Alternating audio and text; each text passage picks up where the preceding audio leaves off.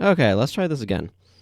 I'm Santier, and yes, I was having technical difficulties because this right here was not capturing properly, because it turns out RPG Maker makes web pages, and hardware accelerated web pages, because of course it's a game.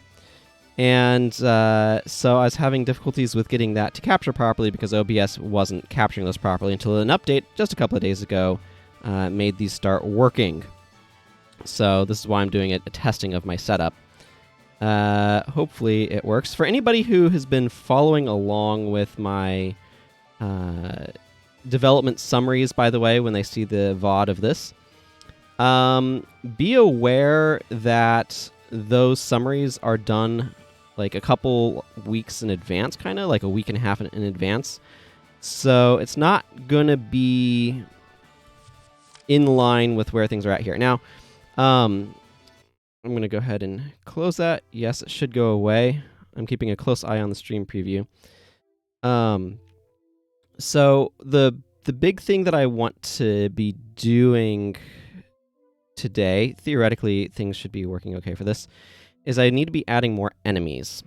But yeah, I'm capturing it in a different way because I want more control when I'm live.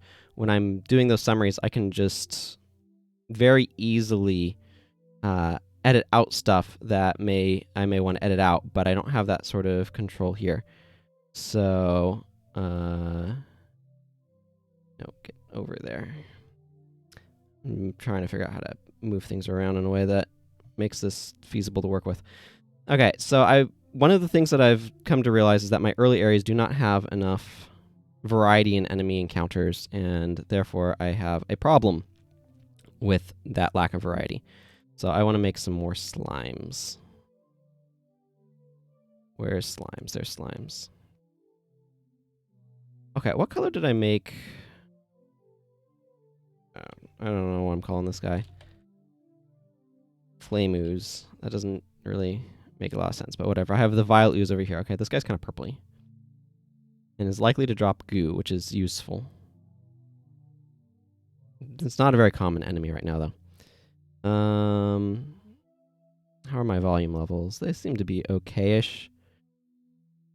I don't know. I've got just some stuff that I had made a while back when I was messing around on a keyboard that I have for background music right now because I want to not worry about any copyright stuff. I'll figure out, like, clicked on the wrong thing.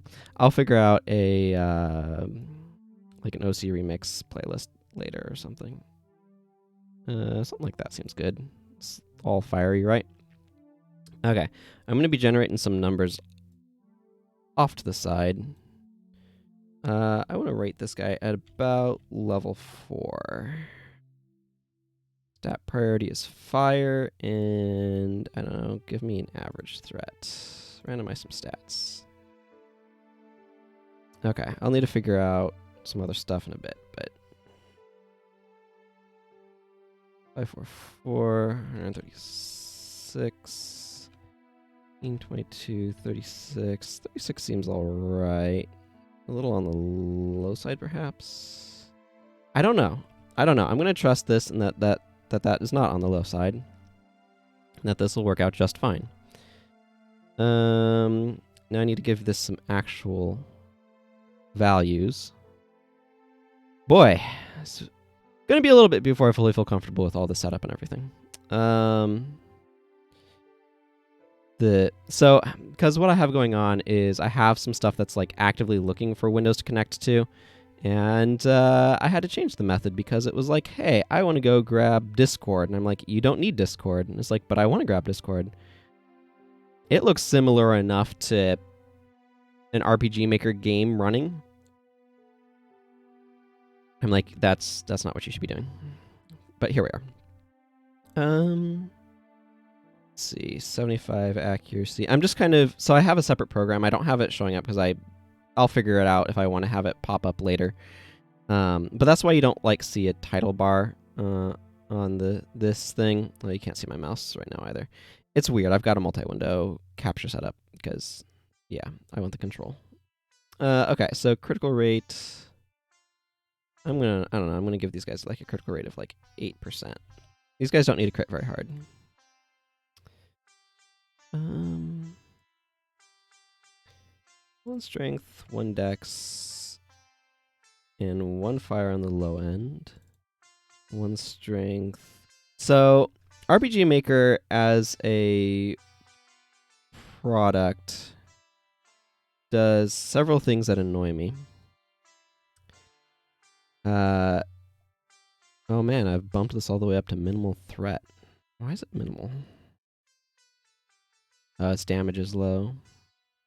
Let's just raw add like 25 and 50 onto this. That help? Yeah, okay, that helped. 27 experience points. Sure. We'll go with 27 experience points.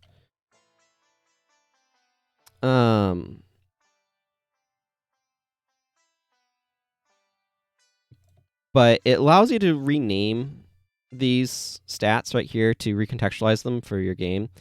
You can see that under terms right here. So M attack is fire, M defense is earth, so on and so forth. Attack and defense are strength and dexterity. Like, these are just values. And I've extensively modified stuff in the back end in the code for how things work. The problem is that that modification of names does not get reflected in the editor, which is a problem in so much as I find it annoying. Where am I in this line? These guys should also have a bounty of 1. So what ends up happening with RPG Maker is you can extend it extensively with plugins, but the downside of all of that extensive modification is that you begin to, shall we say, the game editor starts becoming a very weird markup device rather than like a straight editor. I wanted a crit rate of 8%. Yeah, 8%. Okay. I'll come back to you later, tool. These things should deal fire damage because they are fire ooze. Which fruit? How much gold did I want these guys? 8 to 50. How about 12? That seems like a good value. I think I want this to be fairly simple too. That is not items. I need to figure out what fruit. I think it was oranges. Yeah. I think I'm going to make like 4 different oozes here. This should be fairly obvious. I want these to always drop an orange. I want access to some of these fruits more reliably. This is one of the things I was realizing, is that access to fruits was maybe not as reliable as I wanted it to be. Second chance for goo or second chance for orange? I'm going to go with goo. Well, Song, you're getting intense there. Okay. Everything's still looking fine in the preview. I'm being perhaps a little paranoid, but what can you say? Okay, so I want... Ooh, these guys should be immune to the fire state, which is rage. And they should have a chance to inflict rage on attack. 10%. That seems good. Why not? A lot of this is just like, throw some values at it, play around with it some. If it seems like it needs to change it. You know, I want these guys to be kind of weirdly quick, so I'm going to give them 21 there. I think I just want a bunch of parameter rates at this point. I got some weird songs in this thing. Not all of them are great. Okay, parameter rates. I'm just going to make these guys real resistant to several different parameters. Like, this is game dev, right? You throw a bunch of stuff at the wall. You enter in a bunch of numbers, you play test it. If it turns out to do the things that you want, cool. Because these guys are fire, they're not going to take any damage from fire. But it's going to be weak to water and earth. I think it's going to be slightly weaker to earth than it is to water. say 250. That's 2.5 times damage. Wind is going to somewhat resist, actually, because I don't know if you've ever tried blowing a big fire out, but that's how you get them going stronger. You can blow out small fires, but big ones not as much. I'm also going to have this guy kind of resist lightning, I think, similarly. I like building in a lot of different type resistances and stuff. I think I'm going to leave the rest of this more or less alone, though. Actually, maybe darkness is not so good against fire. Okay, and let's give you a couple of abilities. How about Fireball? You also have a regular chance to do, and then Firestorm. And no, not Gust. You're not a Wind. Incinerating Fury. There, I don't know. I'm trying some stuff. See what happens here. Incinerating Fury was 7 times fire to all enemies. How much MP did I give you? This is suddenly a very important question. 136. Okay, you have enough MP for Incinerating Fury, but your water stat is very low, so I'm actually going to give this some MP, just inbuilt MP regen, because I need this guy to be able to use his spells. Ooh, wait, no. I got a better idea.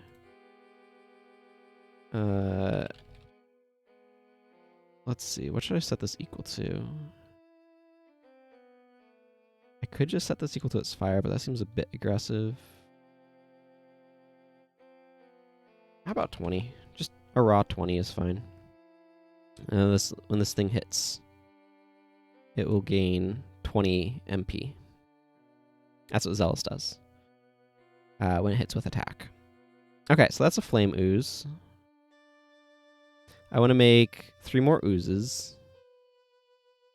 So let's get my slime graphic here. Sure. I'm going to actually make the water ooze next. I think I want it a little bit deeper blue.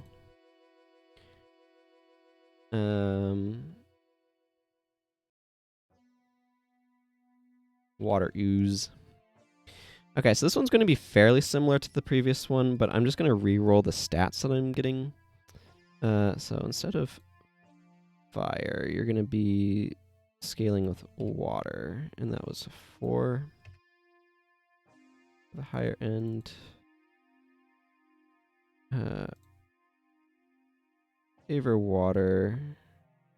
Randomize stats. Okay. 551. Ooh, this has less max MP. Interesting. 18, 15, 22, 9, 18, and 34. Luck is the water stat, by the way. Let's grab our damage formulas. I have an external tool that I made to kind of do this, but like I said, I don't necessarily have... It's kind of half on OBS right now, so because I don't have an external thing for it. And a bounty of 1. And how about a Zealous of 20 for you as well? Because I kind of think you may need it. Although its high water stat does mean it will regen more MP. All of these stats have inbuilt effects. And I want to keep the same hit rate. And of course, I need to go tweak this one. Evasion to critical rate of 8%. And dealing water damage. Experience is 27 again. Who would have thunk it? It got the same deadliness rating, so it's going to have the same rating for those things as well. give me a 50-50 shot of goo, and then a 1 in 5 chance at goo. Vaguely useful for some armor. Okay, was it grapes? It was. It was grapes. Add state, grapes. Water, yeah. Ooh, this is going to be interesting. Okay, item... grapes. So down here.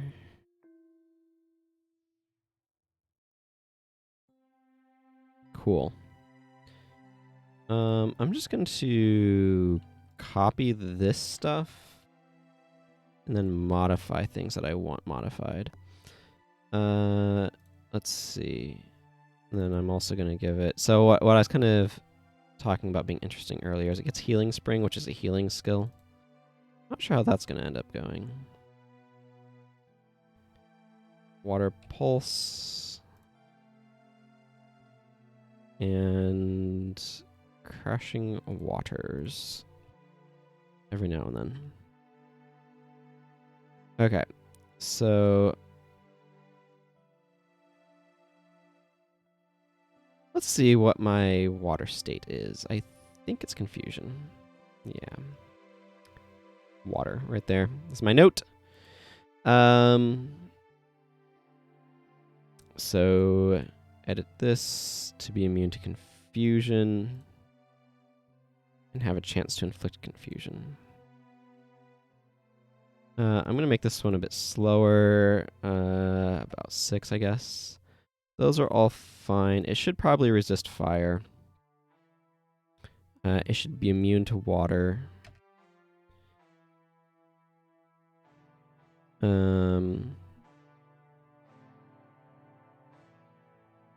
I think Earth should probably not really be modified.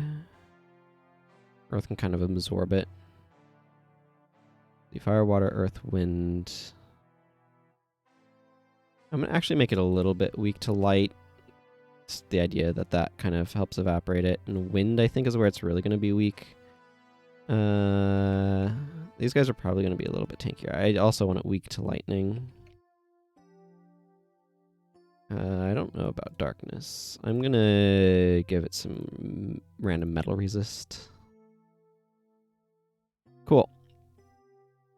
Let's make our next ooze. Slime. I don't know. We can go... we have earth and wind left. So what would look good for earth?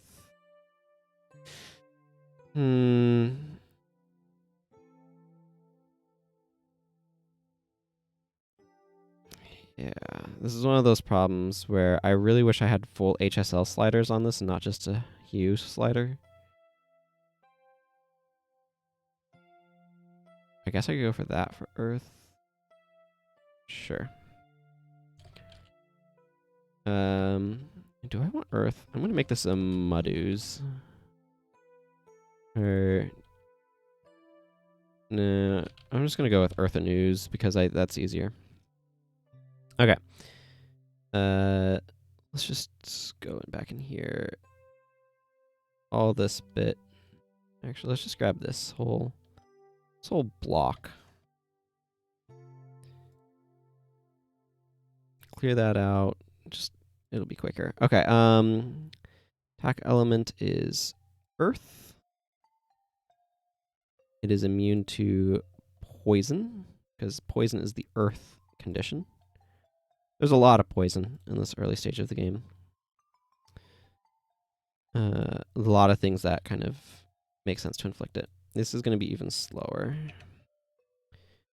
All those are definitely resisted. It'll resist fire. Yeah, I like weak to water, immune to earth. Wind being neutral sounds fine, actually. But it's going to be weak to ice. Lightning, I think, will do a little bit extra damage. Darkness, I don't really need here. I'm going to make it a little bit weak to metal as well. I don't know, these are all just kind of getting different blocks for things. What is my appropriate? Is it an apple? It is an apple. Apple is Earth Affinity. So let's have you drop an apple.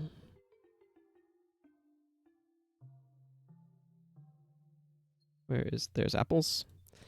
And then, of course, I want goo at a 1 and 5, and goo at a 1 and 2, and a goo at 1 and 5.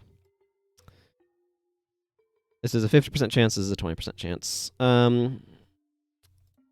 Just gonna fill these in. I'm gonna grab its stats in a moment. But first, I need Stone Volley. Everyone's favorite, Sickening Soil. So I'm assuming most people watching this may have not necessarily seen any of the stuff that I've done. I should just make a video that's just a long playtest of this at some point. Earth and Embrace. Good. Just because the full experience has maybe not been something I've communicated super well. Okay. This should be Earth 1 and Earth 4. Favor Earth, randomize stats. Ooh, these guys are a little bit tankier. That's kind of what I wanted. 639, 118, 14 strength, 14 dex, 18 fire, 33 earth, 19 wind, and 18 luck. These all have various effects other than just the kind of base ones, so... Of course, 27. I like 12 there. I have a bit of a range that I'm suggesting to myself, so... Going with that one. And our critical of 1.5. Our Zealous of 20, and our Bounty of 1. I think that's all that I needed from that. Yes, this looks to be in shape. Now I just need a wind ooze.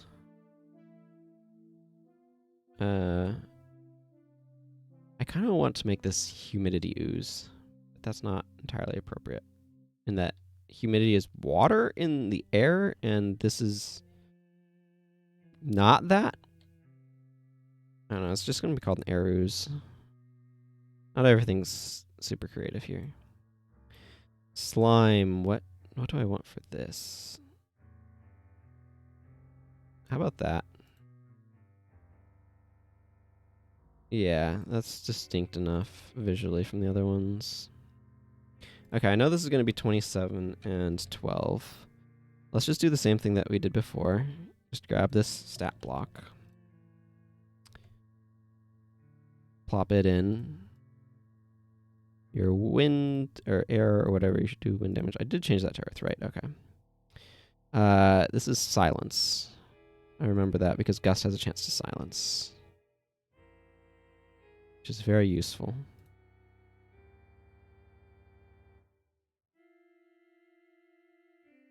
I want to make you the fastest of these oozes.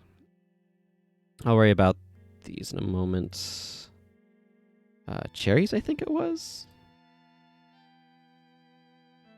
Cherries, yes, wind affinity. I need you to drop some cherries for me, please.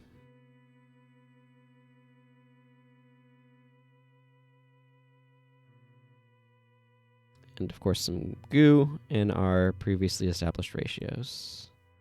I do wish that we could do numbers other than 1 there, but 1 there is easiest way to do this. I assume they're doing some sort of drop table behind the scenes. I haven't specifically looked at the drop code.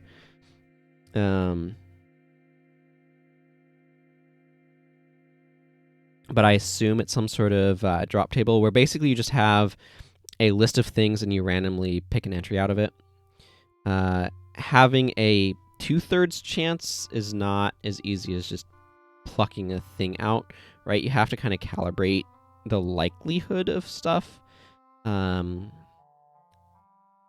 It makes it a lot messier. Because I imagine what they're doing is they're just doing like, here's a... Or they could... I don't know, there's different ways they could be doing it. I'd have to check. I could, and I'm not going to.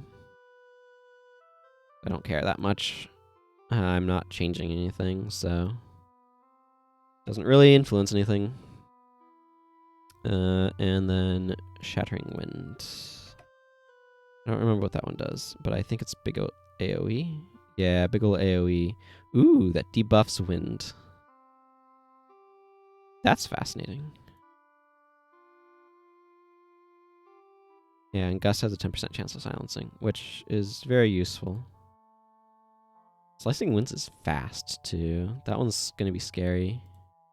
When these guys choose to Slicing Winds, it's going to be no good.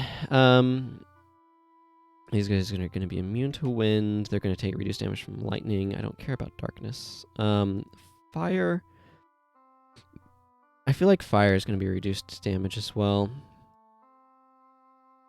Actually, I think most of these standard things are going to be reduced. Lightning. The thing that these guys are going to be really weak to is ice. I'm going to give them like a 400%. Now, the problem there is like not a ton of things do ice damage, especially early. And I'm actually going to make these pretty weak to metal as well. Do I have anything else that I want to hit them with? Nah, life will be standard. Light should be standard. Darkness should be standard. Omni should be standard. Yeah. Things in the air actually don't get hurt by lightning as much from what I understand. Alright, now let's roll some stats. Favor wind, randomize stats.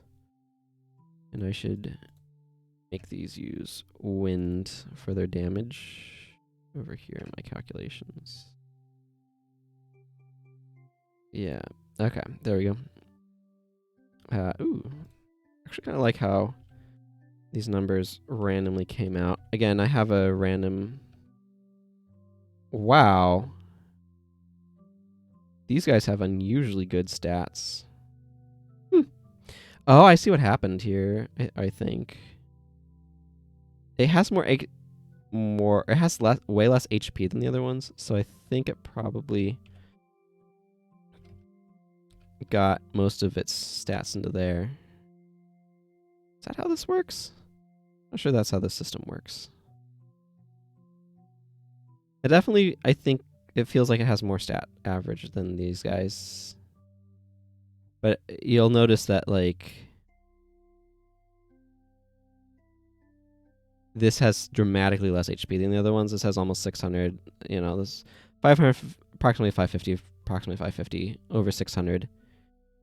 And then 437. It has just way less HP. So I think it gave up some of its maximum HP for more stats elsewhere. It's definitely going to be the hardest hitting of all of these. And its slicing winds is going to be no joke. Let's grab our damage formulas. I should probably make this easier on myself.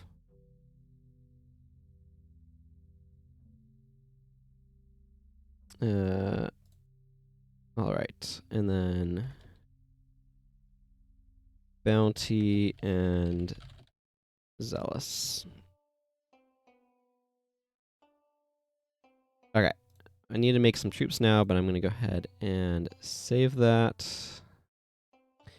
So troops are how you kind of arrange enemies in RPG Maker. They don't just kind of come with stuff. What I think I want to do is do like a giant rat, a buzzkill. Actually, giant rat here. Buzzkill up here. Buzzkills are just a plant. And a flame ooze over here. Actually, I kind of want it like that. Okay. I just want to make a couple variants of that. And buzzkill. Again, part of what I'm wanting is I'm wanting some variety in the enemy encounters. This isn't obviously necessarily 100% a ton of variety in and of itself. But even just the different oozes playing differently will give some variety. The air ooze, the giant rat, and the buzzkill. And anything to get some groups that are not just harrowers out into this game. Harrowers are a type of plant enemy that a lot of the spawns end up having them in it. It's this guy right here. And I just want some more variety than that. I do feel compelled to make an all ooze trifecta.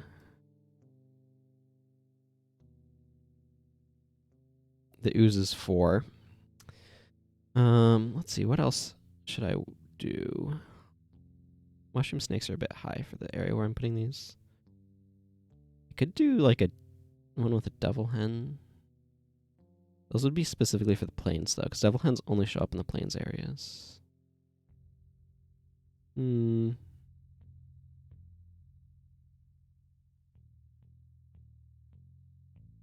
gonna do 2 giant rats and a water and earth ooze.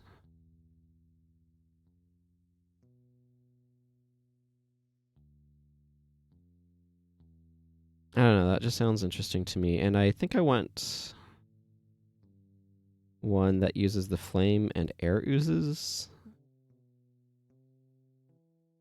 You know what? Also with 2 giant rats. Because giant rats need some love. What are the drops on giant rats?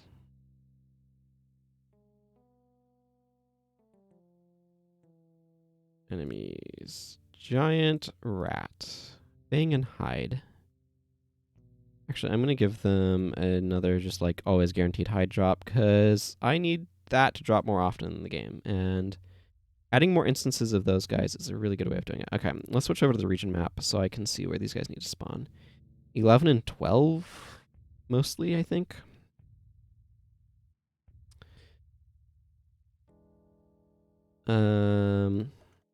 Easiest to just copy this one and scroll down.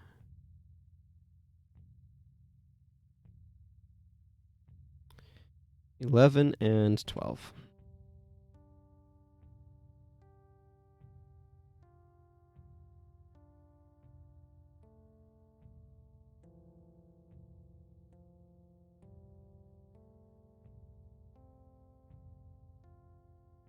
How many of these did I have? Like 6? I don't know. I'll just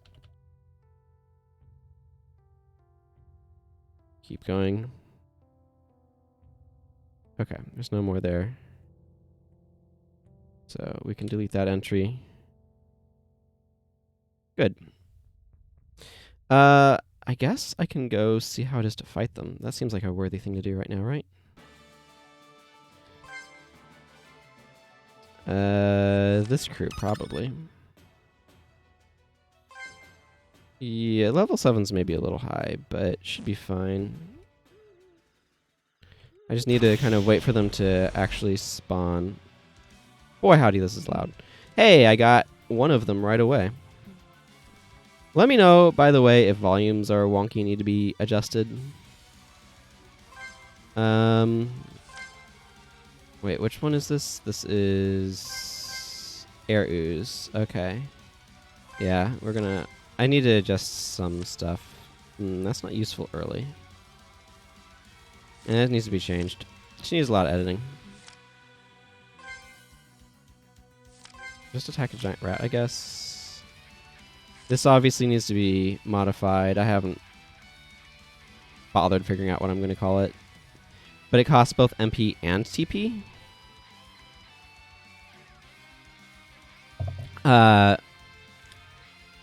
So, yeah. That means it doesn't have nearly as much space for a name. We're going to careful blow the buzzkill here.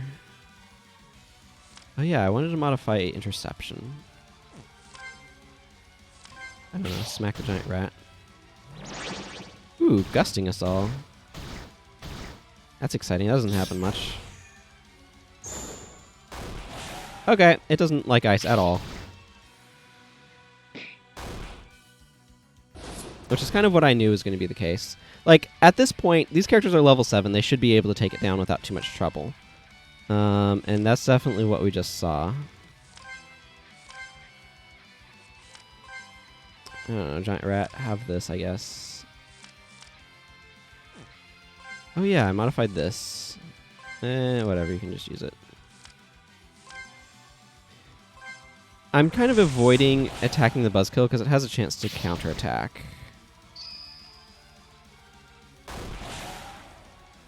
Okay, that hit hard. I found cherries and goo and a hide. Should I?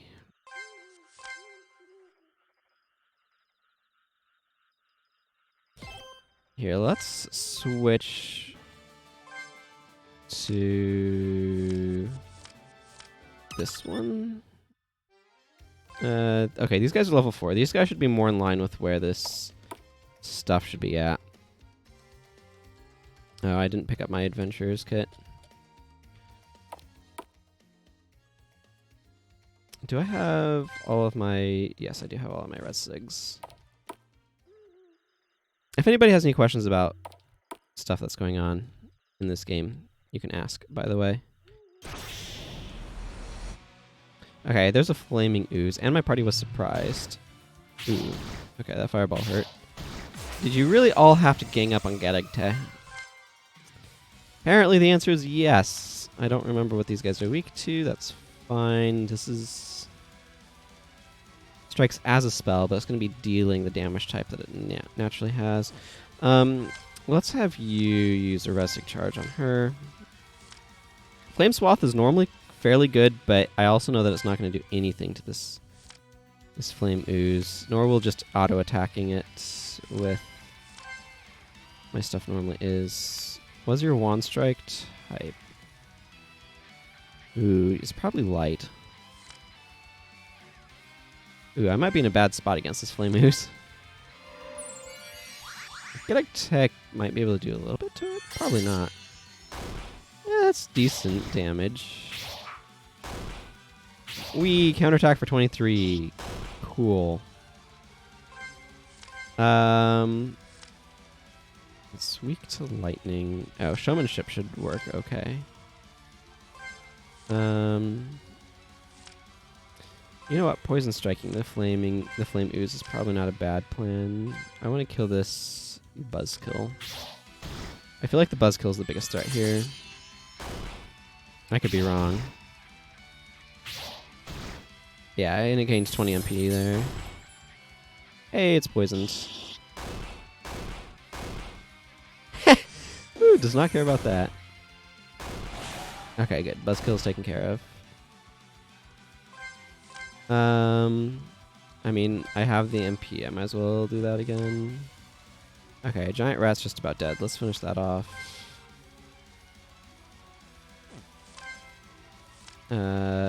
Just make sure you need to heal yourself.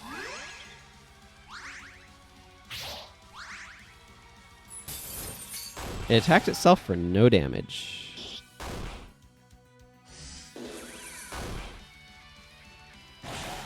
Okay. Not too bad. I do want to fight the other varieties, of course. I should probably have used a healing item there. Okay, there's the air ooze again. We'll see how this goes, though, with this group. I'm going to Mystic Strike this buzzkill. Flame Swath is good. I want to MP burn that thing. And Wand Strike that thing. Bomb Point needs some healing.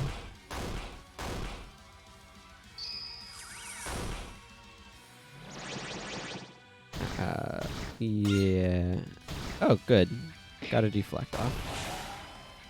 I kind of feel like they're about in line with where I want them to be, though. Showmanship. just attack the giant rat. I think you should do that and heal yourself. I should really cleanse him. Ah, it did not like being hit for that all that ice damage. I kind of want to get that triple slime drop. Do I have... No, I could... Okay, let's just visit this inn. Ow. I do have a time of day system in this, by the way, for anybody who is wondering. Ow. We're just gonna... Yes. The screen is supposed to be black. Right. I want... Adventurous Guild House. I can turn in my bounty slips that I've been accumulating for some gold. Yeah, I'll turn those in. Thank you. Yep. I need to fight more stuff, but what I'm doing here is I'm just grabbing a consumable. Pots of healing. They heal a bunch of stuff, which makes them extremely useful to have for extending adventure period. Time, duration, whatever.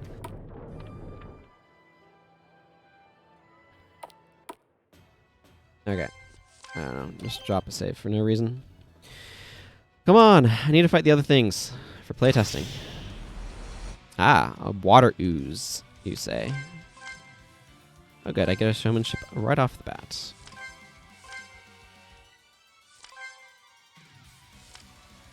I want to make sure this buzzkill's dead.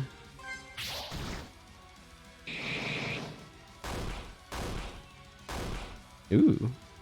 Got some nice crits in there. Took a lot of damage from the piercing gleam. Ooh, and confused. Well, that's not going to matter.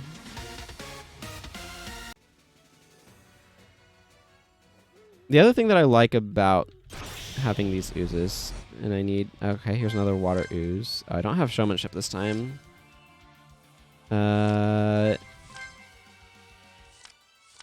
Yeah, that's fine.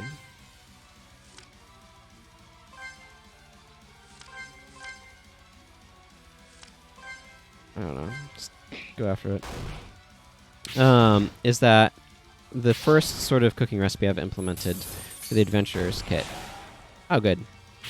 Is a fruit salad. It uses all of the things that these guys have. Showmanship, it seems good. Power attack the buzzkill. Like an MP burn, but it's just not going to do that much. Let's heal this poison. Oh, it has healing spring. Oh! Okay, that's really funny. How do I want to approach this?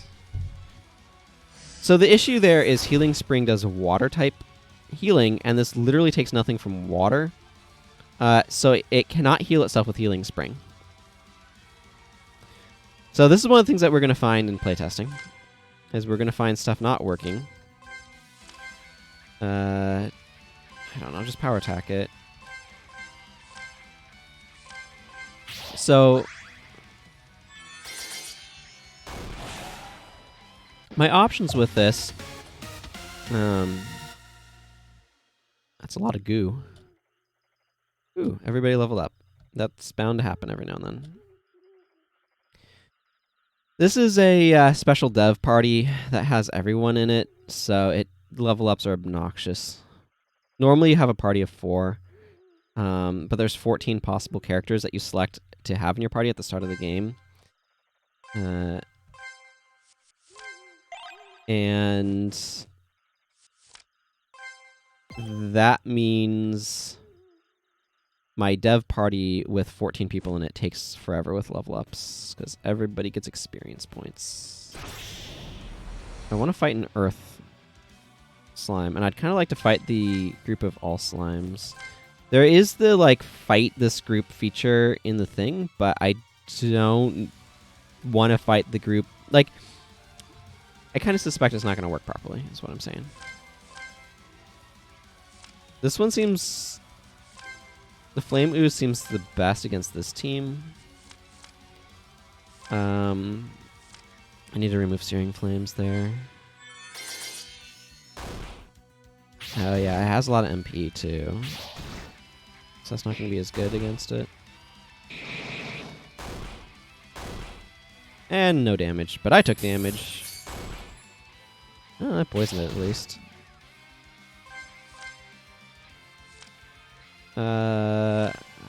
I want less buzzkill. Power attack. Let's try to work our way through the Flaming Ooze. Actually, this is not a bad idea. Okay, so we've already seen I need to fix the thing with Healing Spring. I need to figure out how I'm going to do that. I might just remove it, or I might make a special monster version. Because I basically have the option of doing a monster version that is not water type. That otherwise is mechanically identical. Which is one option that I have for how to approach it. The other option is I can just remove Healing Spring and give it another skill. I might do that. Showmanship's my best choice against these. I don't really need... Let's just one strike this giant rat. Make sure it does go down. Because right here is Healing Spring heals an ally. But again, it's water type, so...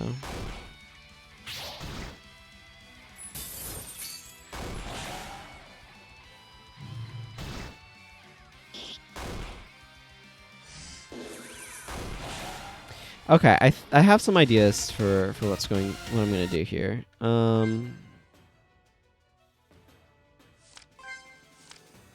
You have Healing Spring. There we go. Heal everyone. Again, I'd like to fight the Earth one. It is nice to add that additional variety to the enemy encounters, though. Yeah, this is the air one again. Like, it's not a less common group than any of the others. It's just not dropping for whatever reason. Giant rat. Let's flame swath. You don't need that right now, so let's just... You would not object to this.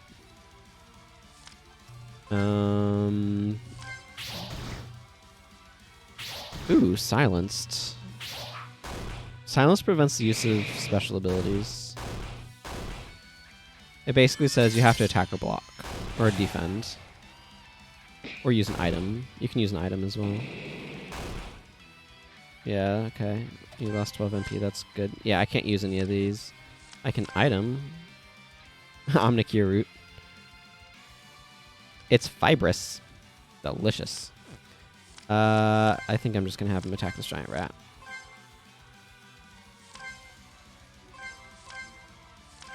Yeah, that's going to probably clear that up. Let's just... Maybe I'll get a chance to cleanse the poison off. Ooh, baby, that hurt. Yeah, the wand strike. She has an ice wand, which is very effective. Okay, seriously though, like... Why am I not...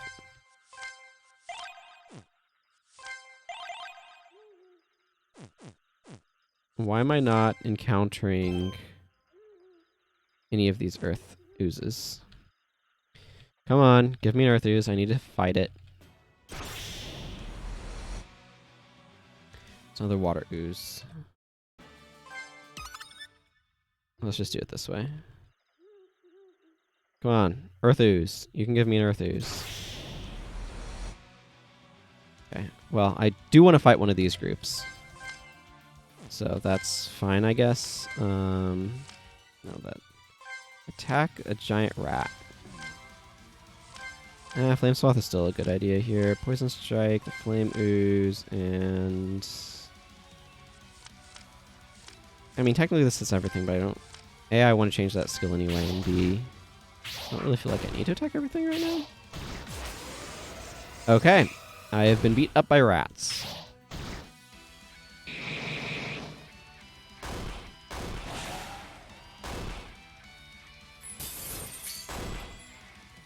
I should be attacking. Showmanship is good. Let's have you resurrect that guy. And Poison Strike the Air Ooze. Showmanship should take down the giant rat, so...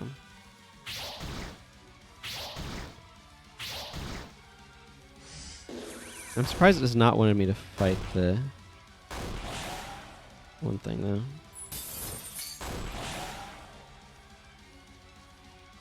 Okay, I don't know. Just Showmanship again. Showmanship is life damage, or life-typed damage, so that makes it especially useful here.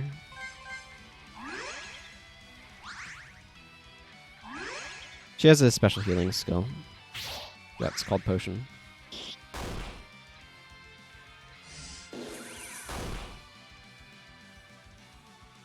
Okay, you know, I'm just going to finish this fight because I feel compelled to. It doesn't really matter. Just attack it. It's poisoned. Poison does 10% HP. It has 10% HP, so... So far, these things are being pretty reasonable. I'm getting a heck of a lot more hides. Okay, let's go ahead and close that. So, there's a couple of things that I saw there during that playtest. Even without encountering the Earthen Ooze, I already know a big change that I want to make, which is I want to take attack here and change it from always to when MP is below 50%. I want them to use spells more often than I want them to attack. And we need to talk about this guy specifically as well. Now, attacking does restore their MP. So it is important that they do that from time to time. But I want them to use their spells more often than attack. Now, the Water Ooze, obviously, Healing Spring is no good. It doesn't do what this would ideally be doing, in that using Healing Spring doesn't effectively heal it on account of it not taking anything from water and Healing Spring being a water type. And healing is affected by your stat multipliers for your element rates. So that means I need some other water spell for it that can function as kind of a general skill, or I need to give it something else there. And I'm not quite sure necessarily what I'd want. I'm looking through the currently existent skills to see if there's anything that I'd want to give it. I could give it Absorption. That would kind of fit a similar role. Which absorbs damage up to 10% max HP.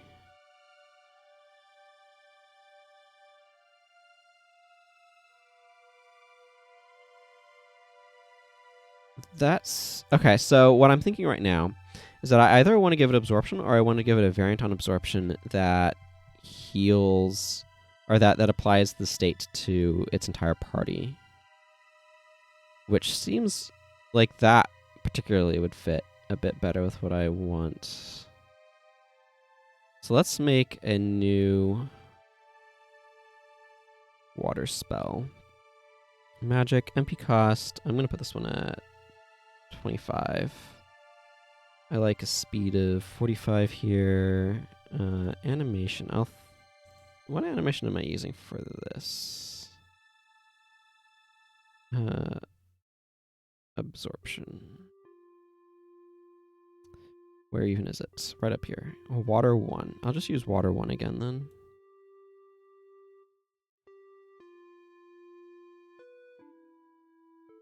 Water 1/1. Battle screen. All allies. Magic. Yep. Certain hit. Water 1/1, not ice 1/1. Yeesh. Don't need that. I don't need to be ice spiking everything. Absorption is right here. What do I want to call this? I don't know. So, grants all allies the absorption aura, which absorbs damage up to 10% of maximum HP. I don't know if that's a clear enough description, but whatever, we're going to roll with it. This is something that players might use too, so. I'm just going to call it mass absorption. That doesn't look spelled right. Absorption. Oh, well, I don't know. That's not spelled over there. Sometimes words just don't seem to be like... I put in a word, and it doesn't necessarily seem like it's spelt the way it's supposed to. It doesn't look like a real word. There. That's the words that I meant. Where is retreating?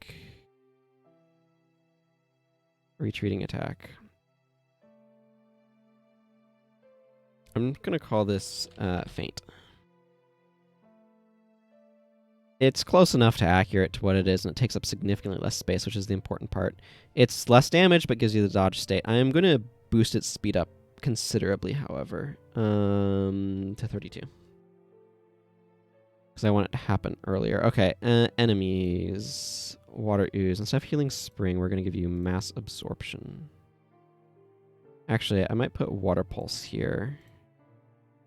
And put mass absorption here. It's slightly less common because it doesn't need to use this as often, is the idea. Okay, so this is going to change how these guys play, because they should prioritize their spells over just attacking, whereas attacking becomes a priority when their MP gets low. And I also wanted to change... Okay, so I have a skill here called Interception, and it heals you for some HP. I have a modifier, or I have a plugin that turns stuff inside curly braces in here into a number. It evaluates it and replaces it with a number. Or technically, I guess it replaces it with whatever returns from that, or does it have to be a number? I don't remember. It doesn't really matter. But this thing right here, I decided that I don't want it to recover HP. I want it to do something else. Intercept any attacks coming below health allies this turn. Damage received turns... for low health allies this turn, also turns damage into healing.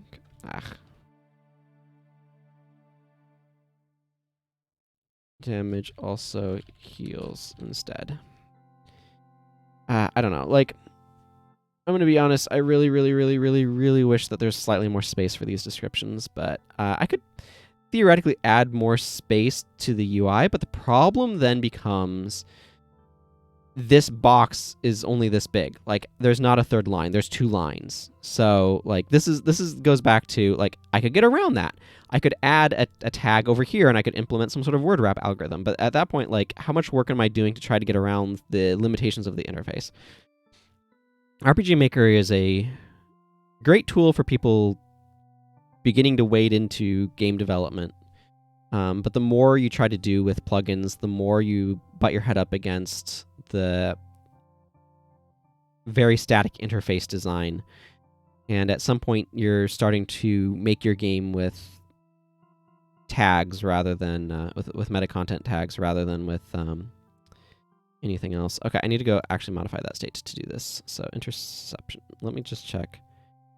Yeah, okay, damage absorb. And then it can be the target if I want specific target stuff. Where's it? The interception state? Right here, intercepting. Yeah, this also turns your target rate up dramatically. Damage, whoops, that is not an underscore. Absorb, double check, that's the tag. Absorb, yes, okay. I'm just gonna put, like, a big number here. I want to just absorb all damage that you take this turn. I think that makes it a bit more of an interesting skill, hopefully.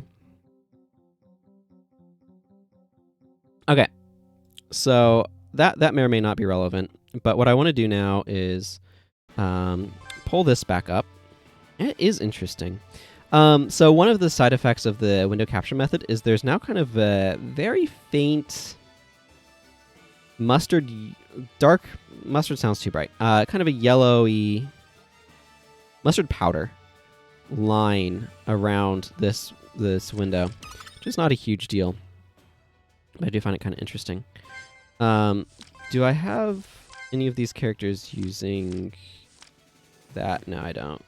I don't even know if any of them can use the skill set that intercept is connected to.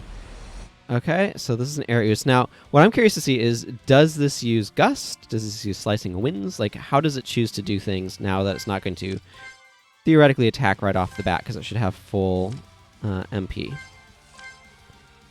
I do want a Flame Swath. Flame Swath is very useful. I want to try to kill this Buzzkill.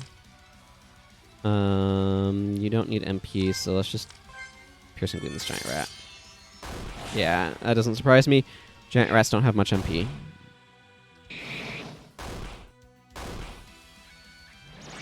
Yep, it just gusts us right off the bat, which is appropriate. Again, I want to fight an Earth one. I want to fight another Water one to see how it's hanging out, doing how it's doing. Okay, I'm best off just attacking with her.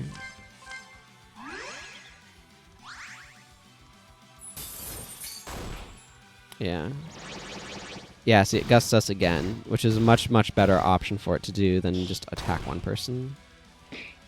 I mean, Gust is not the most damaging skill, so it's maybe a little bit unexciting, but... Okay, she can Wand Strike, which is good.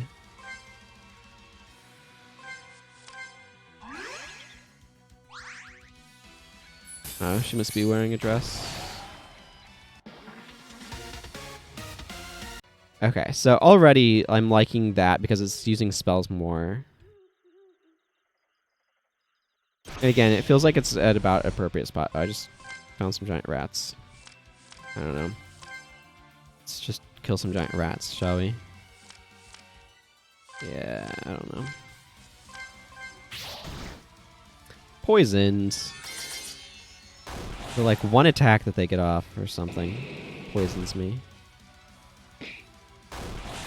There we go. I don't know if fleeing works. I kind of, with some of the changes I've made, I kind of broke it. Let's get rid of that poison and heal everyone up. Okay. I want more oozes. Less, not the double buzzkill. Hey, I was able to escape. I guess I can just save and restart if I run into... Okay, here's a Flame Ooze and an Air Ooze, so this is good. It's evening, apparently. Giant Rat B, Flame Swath. Oh, yeah. Strategically, I should do this to the Air Ooze. What can I say? I must play strategically, which has the advantage of helping me... Ooh, Slicing Winds. That could have one-shot him with a crit. Which is useful for identifying how the game actually works anyway, so... Did that... Nope, it just firestormed. He is dangerously low on HP. Not that most of these characters can do much about it. Yeah, not really. Oh, I want to poison that thing. Healing Spring, please. Maybe I should have just used a potion on him. Oh, okay. It crit slicing wins. Cool. I need to go refill the... Okay, good. Took it down, at least. Oh, good. It didn't lose its fascination either. You can drink a potion. Yeah, you can potion skill yourself. Potions, by the way, this is kind of a thing that I was wanting to do. They heal 25% HP off the bat and then give you a buff that heals 25% HP for 3 turns. So it does heal for 100%, but it takes a few turns to do it, which means that spamming potions is inefficient. Because I want to be careful how powerful healing items are. Potions absolutely usable, absolutely useful, but you kind of want to use skills a lot of the time. I could just guard with everybody and wait until poison kills it, because it's not going to do anything with fascination on. I'm going to see how that actually works as a play style. Okay, its fascination ended, so I don't want to keep doing that. Showmanship, though, is good. Okay, none of these are useful. Just... Yeah, sure. Wand Strike is just better than... It's better than auto-attacking. Yeah, Fireball. It's not a big deal.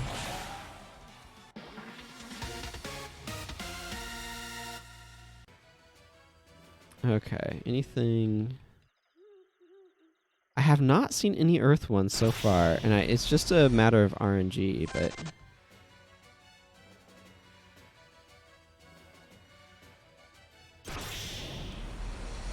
Oh. Can I escape? Good. Spending days out here wandering around the field. Hey, an Earthen Ooze emerged! Finally! And I accidentally hit escape instead of fight. Go me. Oh, we weren't able to escape. Okay, I guess we're just gonna have to take these guys down then. Devil Hen, Flame Swath, MP Burn, this Devil Hen. You know, I'm just gonna use the Searing Flames here. Again, I want to change Searing Flames because he's thematically doing stuff different with some of those skills, but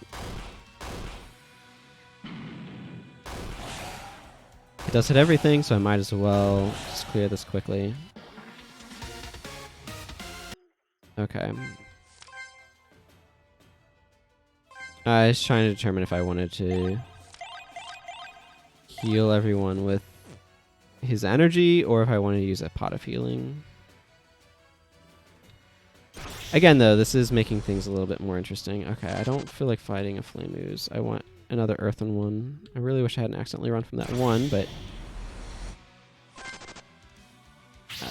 it's hard to escape from these things, apparently. There we go. Those kills are kind of fast? I don't know. I don't know how it determines that. Okay, here we go. Let's just get into the fighting thing. Now, I know these guys are weak to Earth, but I'm going to actually try to give it a little bit of time to do its thing. And try to clear out some of these other enemies that are also very annoying. So just take out this giant rat. Now, this one is a little bit tankier. It has more maximum HP. There's no specific armor stat. There's just the like elemental rates and stuff like that. Oh, great. Sickening Soil. Everybody's favorite. But what that kind of effectively means is your maximum HP is basically your defensive stat. Okay, I'll just Thunderstrike it. Power Attack. Wand Strike. I want to use Healing Spring on Getic Tech because her HP is kind of low.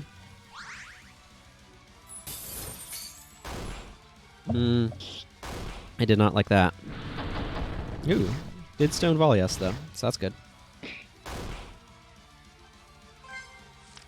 Mm.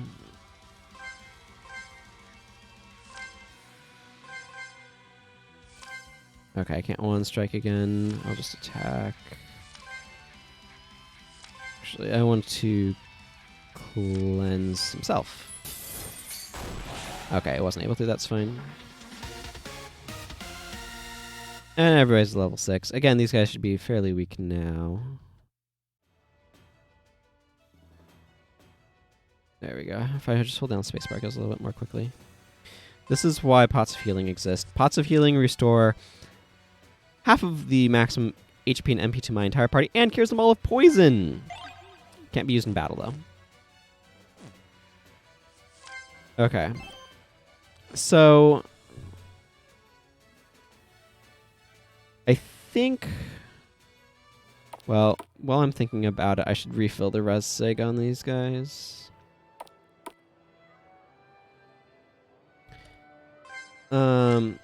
It might be a good idea to just starting a new file takes a while, because I have to wander through that entire initial area. Let's see what the troops. Where's the all ooze? Yeah, here's the all ooze. Battle test. Ah, okay. So I can select who my characters are, what level they are. Let's just do these guys at like level 3. Okay. I see. This is how the battle testing works. You can't see this because window captures are limited. Let's give you the Serpent Sword.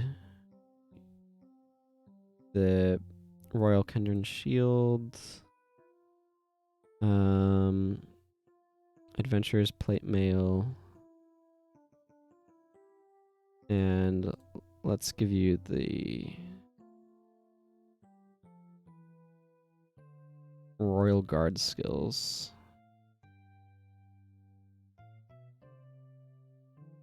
What's the initialize button do? Let's figure out with character 2. Calissa, initialize? Okay, whatever. Level 3. Offhand. Let's give you the adventurers focus. Man, this is a little bit of a process getting this character all kitted out. I'd like to keep giving you the adventurers. Scythe. So let's do that.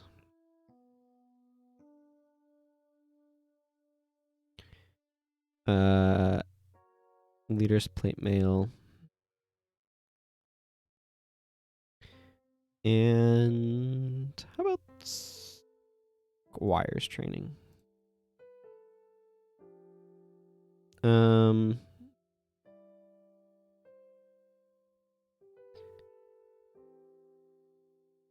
Weapon here.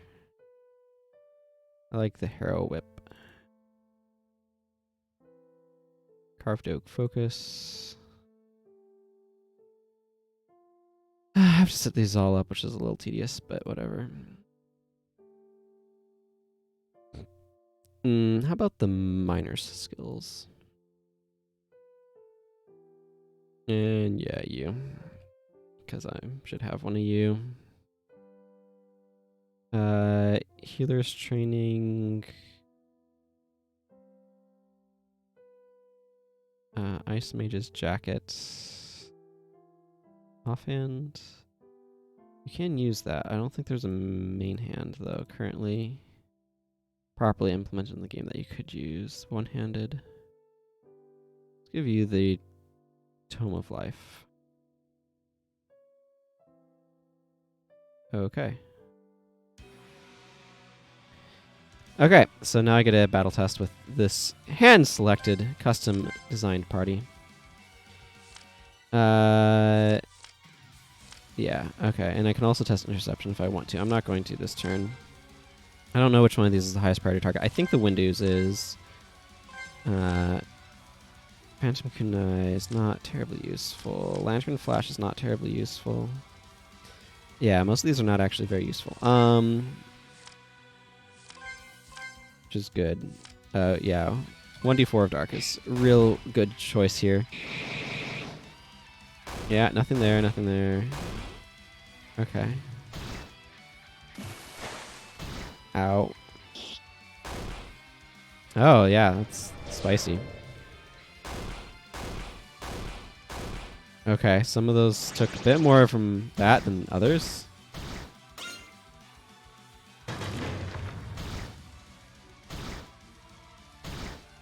Like, these guys should be threatening at this level.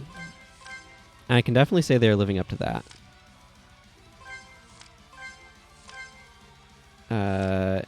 Do I want Inspiring Shout? Yeah, I think that's probably a good idea. If she gets a Fire or Strength up, she can get some benefits from it too. I can cure her condition. Okay, just gives you max of all items. Cool. You can see right here, I've made the max 250, which actually runs into stacking problems. I will probably be tweaking that at some point, but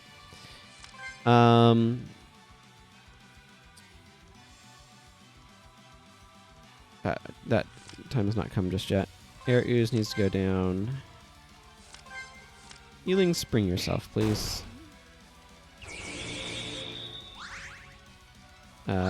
Strength and water. Okay, she got both strength and dex. Oh, good. Jennifer got 2 water stat ups. That'll make her healing more effective.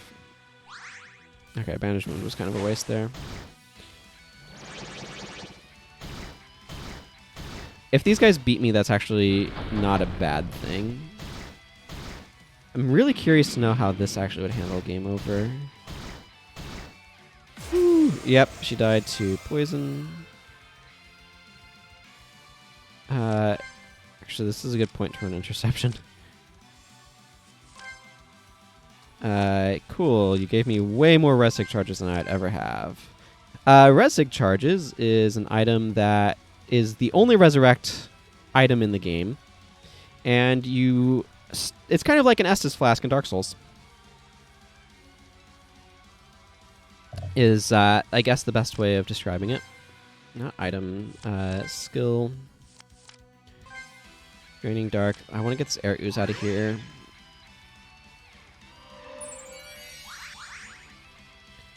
So Kalissa and Jennifer could be... Oh, Mass Absorption. Ooh. Spicy.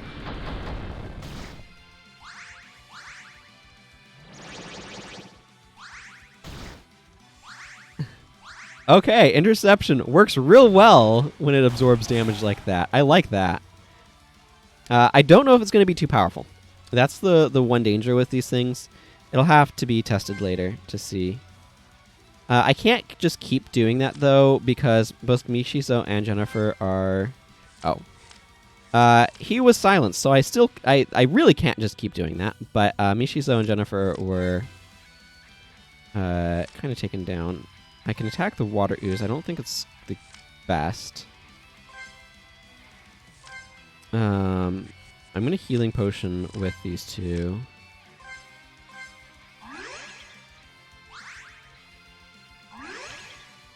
Just get a little bit of healing in there.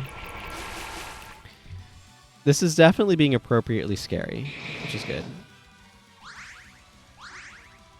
Okay. That's healing them. Cool. And here we see the limitation of healing potions, right? Like, cool, I healing potioned, but it's not as much of a straight heal. Yeah, he's still silenced. I can use an Omnicure root to take care of that. It's not something I typically have done, but I certainly can. I'd love to Reap, but she does not have enough stats to be able to do that. Again, if these guys beat me, that's actually fine. I kind of want this group to be able to be this threatening to a team this low in level. I think that the level 6 or 7 team probably takes us on just fine. But those levels matter, so let's res sig him up. I guess I Lantern Flash. I don't know that that does a whole lot. It didn't do much. That's kind of the nature of it. Okay, they're lower on MP, which is why they're starting to attack now. Okay, popped its Aura of Absorption. That's just a chance whenever it takes damage. Encouragement doesn't do a ton here. No, Heroic Gaze doesn't do much here either. Ugh, he doesn't really do much at all in this fight. Let's just attack the Earthen Ooze, I guess. Okay, I can Healing Spring with Jennifer. I want a Flame Swath, but her HP is too low to do that safely. So I'm going to attack the Earthen Ooze again.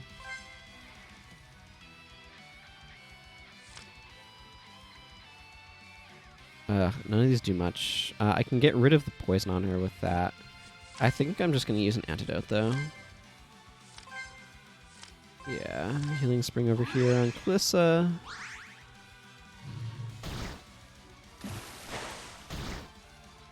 Oh.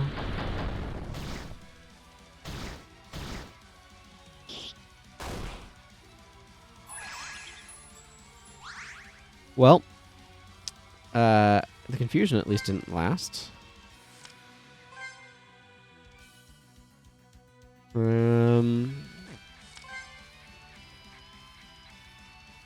Oh man, everything has so much HP. So part of the issue that I have going on here is I gave myself a very physically heavy party. I think I want to try to kill the Water Ooze. Oh, she can't even heal. Hang on. You need to use a healing potion. Let's see. What was I doing? I was using Phantom Kunai against the Water Ooze. I'm trying to figure out what strategies I want to employ here. Because like a physically heavy party is naturally going to have difficulties with this enemy pile, and that's fine. You can potentially get elemental damage weapons and stuff as well. That reminds me, Mishizo's using an elemental whip. I should maybe use that against not... No, wait. It's just striking, isn't it? I don't remember now. I can always look it up.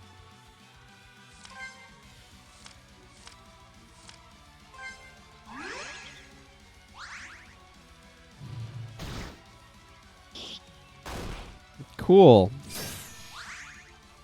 Okay, I got it poisoned, which is going to help.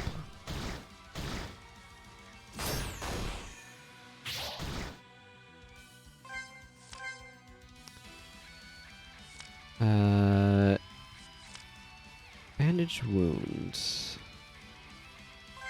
Yeah, I'm going to use that on Kalissa, who's going to just attack this Earthen Ooze some more. She's going to attack the Flame Ooze.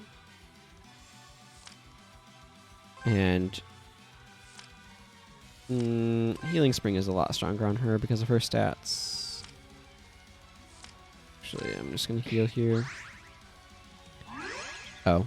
Nope. It must deal striking damage. It boosts your Earth stat and has a chance to poison. I think that's what it is.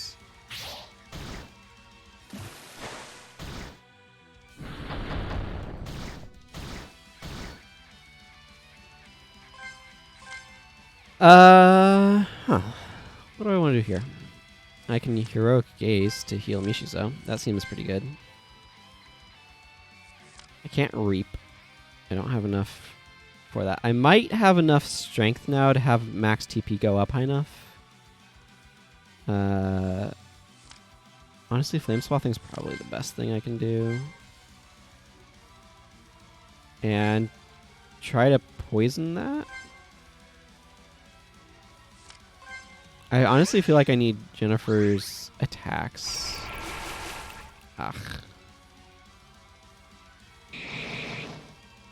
Please pop some of those. Ugh.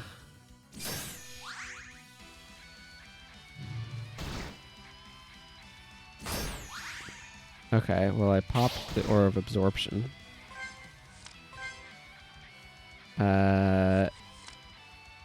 Plus an additional 2? Yeah, you're not going to be able to do that for much on yourself. I'm going to use a healing potion here. So what I'm successfully seeing is that this is a very difficult group to beat. With this particular party configuration, in this particular set of circumstances. I'm going to try to Phantom Kunai this Flame Ooze again. It requires 25 TP. Draining Dark does not. Let's see if I can take down this. Actually, maybe this Water Ooze? Fire and Water. Strength and Water. Double Water. Double Earth. Double Earth doesn't hurt.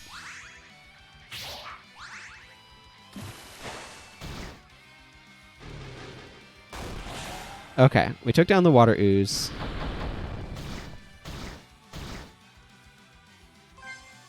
The potion did its job. This would give everybody 20 TP. I don't think that's really necessary. Just Valiant Attack. I want to try to take down this Earthen Ooze. I feel like it's the most dangerous one. I don't know if I want to... Okay, so there's a couple of things I'm thinking about right now. I might want to give the oozes more chance of using some of their stronger, like AoE spells on certain turn rotations, just to kind of work its way through things better. She's going to continue to Phantom Kunai. I want to potentially try to poison the Flame Ooze. Yeah.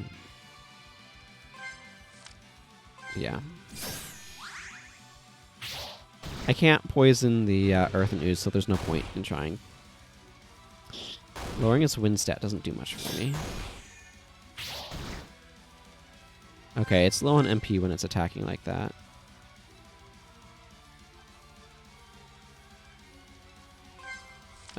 Earthen Ooze is almost down, so that's good. This has turned out to be quite the epic battle, hasn't it? Yeah. Let's actually start working on the Flame Ooze with her. Ouch. Okay, she needs to get some healing.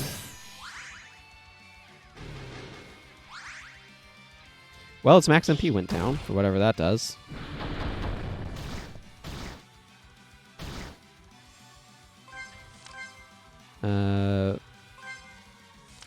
Earthen Ooze is almost down. You know, I'm just going to Healing Potion with her. Yeah, I'm going to keep trying on that Flame Ooze. I really want the thing to pop. Actually, I'm just going to give her a turn of using Healing Potion as well.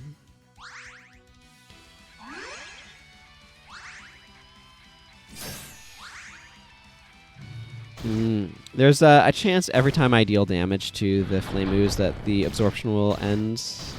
But because I'm dealing such little amounts of damage to it with most of my physical attacks, it's really sticking around quite well.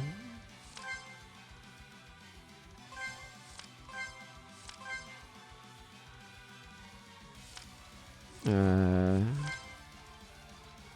you need a Healing Potion. Ooh, you get a double action. Well then, let's Miner's Tonic too. Okay, let's try to get this Earthen Ooze out of here. There we go.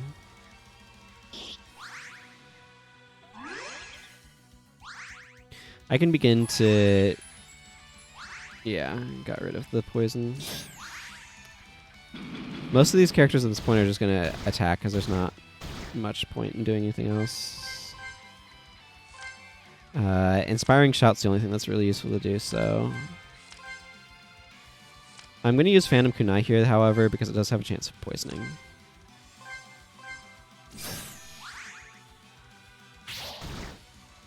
I really want that absorption to pop.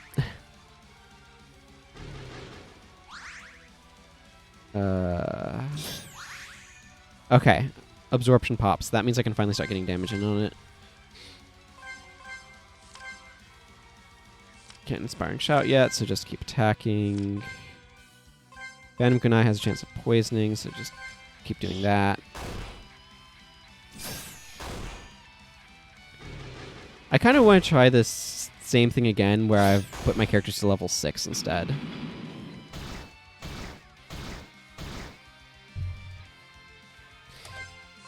More Valiant attacks, I guess. Its wind is real low. She doesn't have enough for using any of her spells, so she just needs to attack it. She being Jennifer in this case.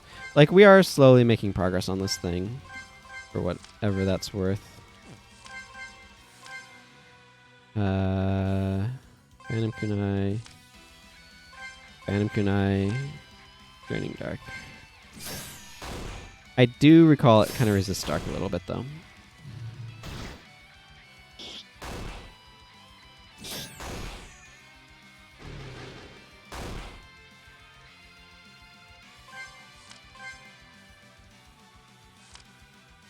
I'm just going to use Interception there on him.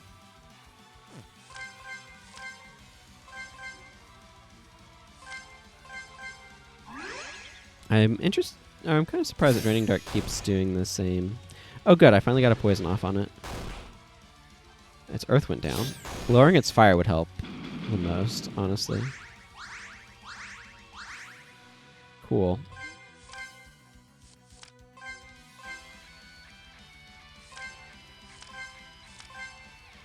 I mean, at this point, I guess you just attack it.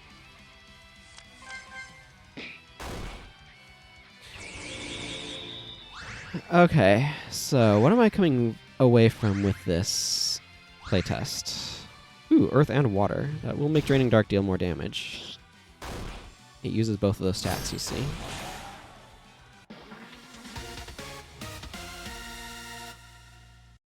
Okay, so what I've learned from this test is I think I want to go to all of these oozes, and right here, I'm actually going to give it a turn, like 5 plus 3 times X. For this is a flame one for Incinerating Fury at like a much, well, let's make this like a 9. Basically, I'm wanting to give this thing like, yeah, on these turns it Incinerating Furies most likely. And I'm wanting to do that specifically so that way like long drawn out stuff like that is more challenging to kind of try to push through. You should come back when you're a bit stronger. Game over, and this is not very cruel. You just go back to whatever resurrect one of the pillars that you last interacted with. Turn 5 and 3. Earth and Ooze. Now, the thing that's interesting here is that Sickening Soils actually... Earth and Embrace is a defensive skill. So I might bump this one up a little bit, just naturally, because it's a little bit more useful in general.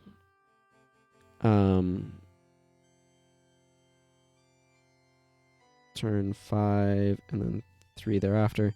For these guys, though, it's Sickening Soil that they want to use more often. And then Shattering Wind for these.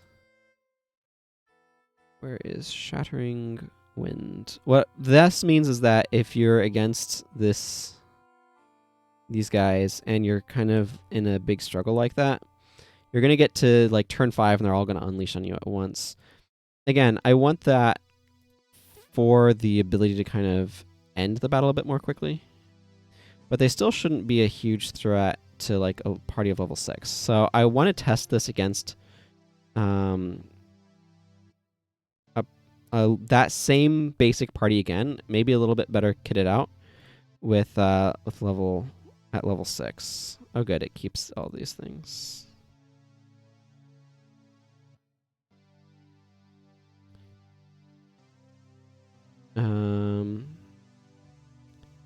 So maybe I've gotten a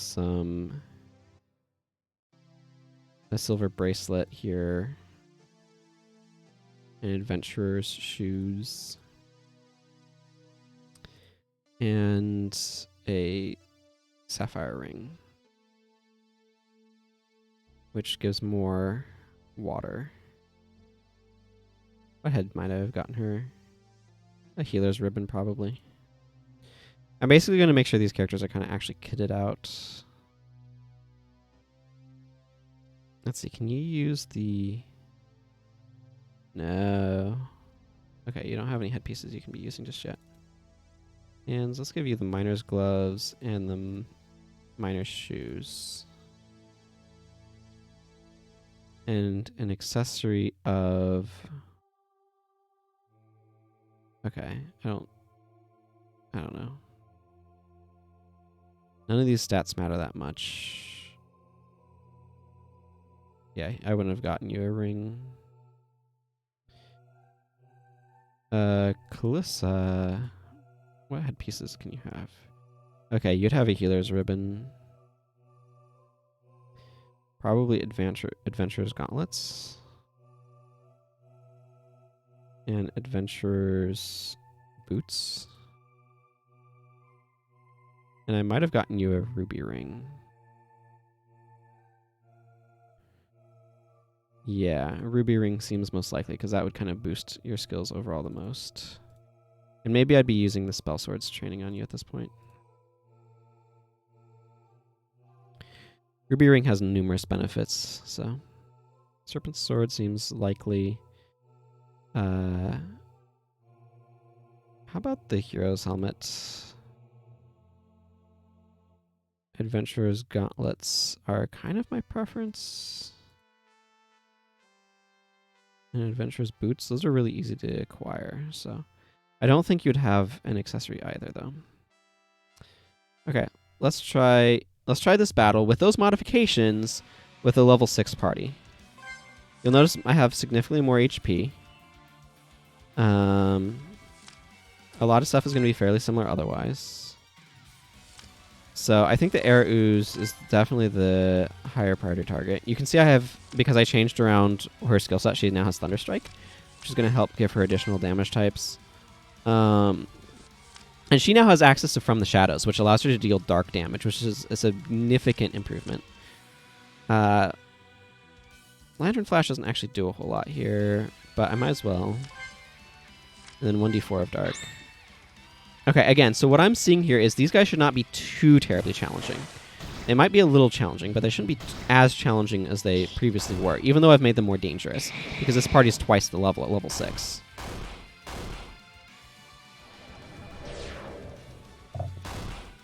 I don't necessarily expect to just, like, walk all over it, but...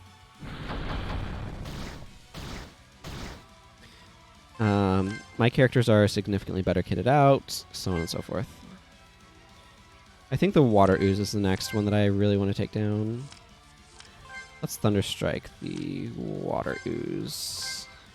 Okay, I can't From the Shadows yet, so let's just have you attack the flame ooze. And I can use another 1d4 of dark, because she has significantly more MP now, so I can actually use some of her spells multiple times.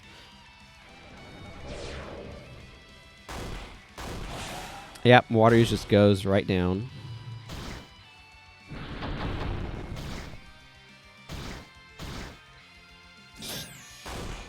Sure, you can Thunder Strike that. It's not as useful, but...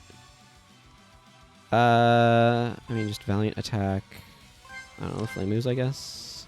She also now has the MP to Reap, which I'm going to do. And I can keep using 1d4 Dark.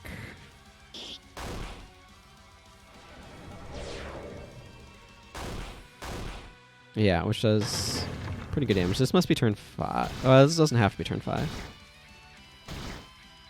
We'll see how this is. Yeah, it's just Firestorm there. I kind of want to do some healing, though. Okay, that thing's down. I'm actually just gonna heroic gaze with her. That seems like the best way of handling it. Okay, and what we've seen is accurate. I have a level 6 party, and we just took them down like they weren't too big of a problem. They were a little bit of a problem, but they weren't too big of a problem, right?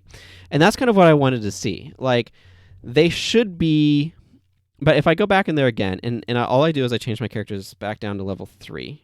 Again, I'm testing this because I want to see how this ends up. Like, even if I leave sort of some of that equipment the same, one of the things that we'll find is the skills I have access to.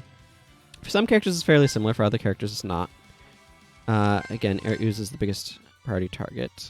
But she doesn't have the From the Shadows, which means she doesn't have as much elemental damage she can deal. Now, I can use a Blast Bomb, but this is striking damage. This is not very good.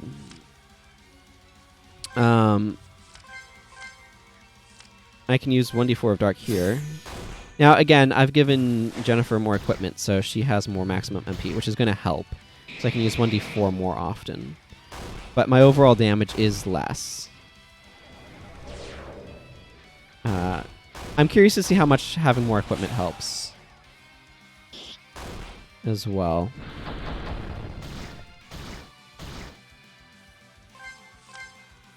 I think... Oh, Earthen Ooze is almost down.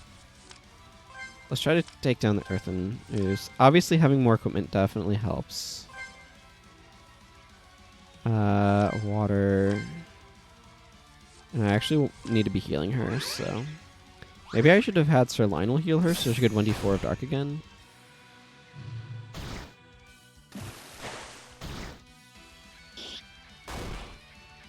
The other thing I'm going to find out here is how much does equipment help? I think what I'm finding is a lot is the answer to that question. Also going in here with the...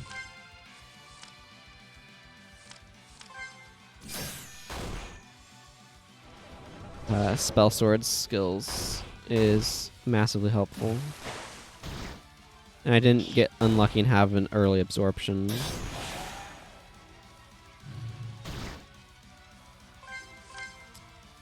Okay, so what I'm finding here, which is really interesting informationally, is that the equipment makes a huge difference in this fight. Like, an absolutely massive difference. This one's still... I mean, there's also some RNG with 1d4 Dark and how that ended up.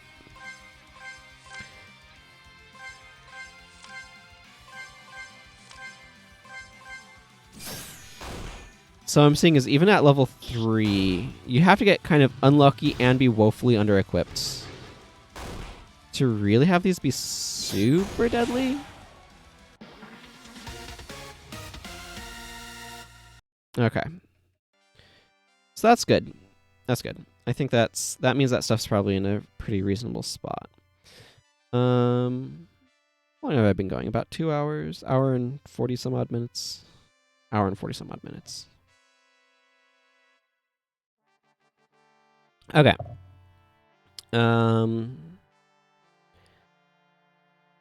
Do I want to have something here that can bring your boat? I've been wondering that. I might want like a little pier or dock or something.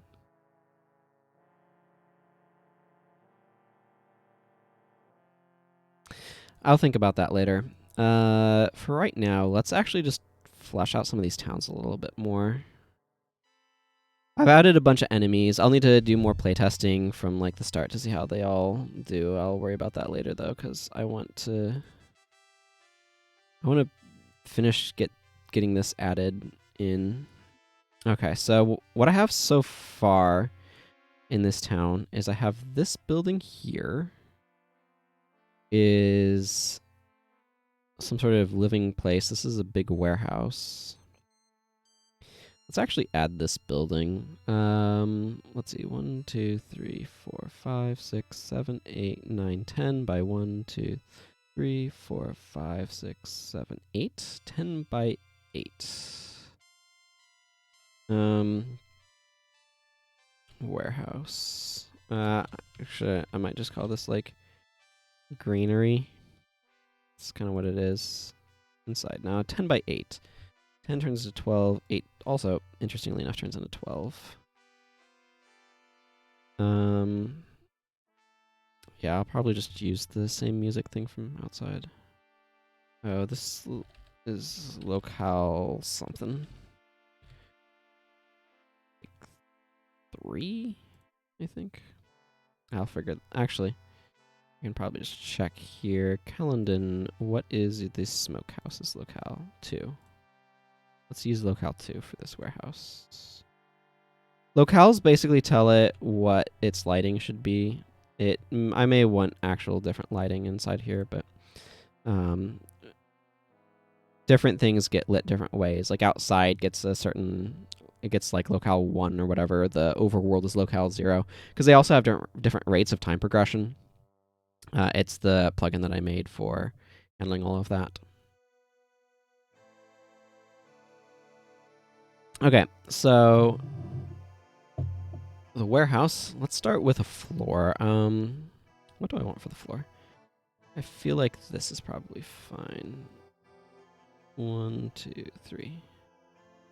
See, so this should be right here. 1, 2, 3, 4, 5, 5, 6, 7, 8. No, 1, 2, 3, 4, 5, 6, 7, 8, 9, 10, and 1, 2, 3, 4, 5, 6, 7, 8.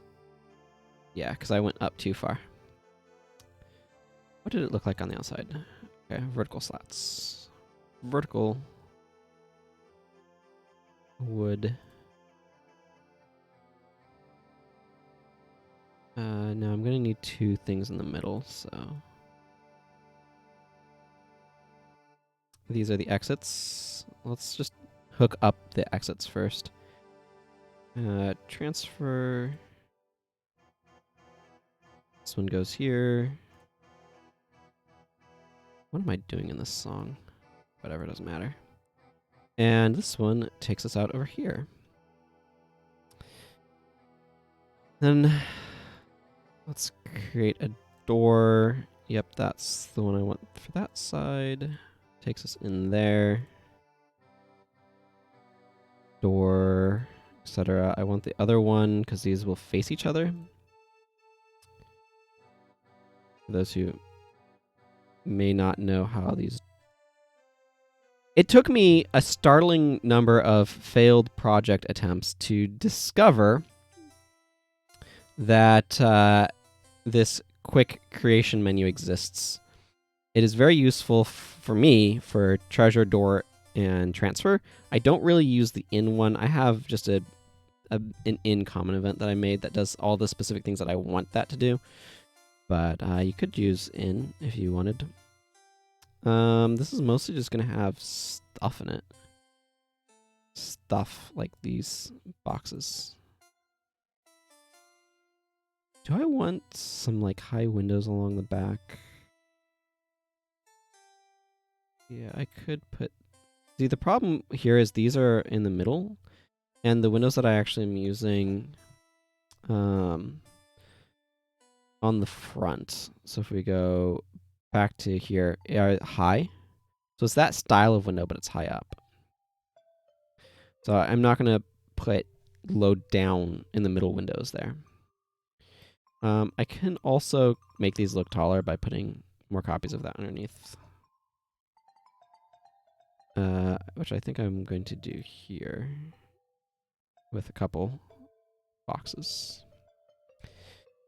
Let's just put some bags here. So the question that I need to ask myself is there going to be any gameplay functionality here, or is this just going to be like, yeah, here's a room full of boxes stuff. I have a bunch of apples over here.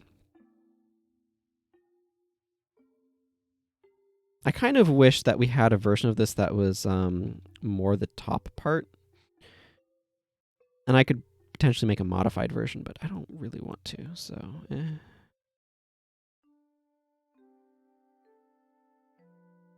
I'm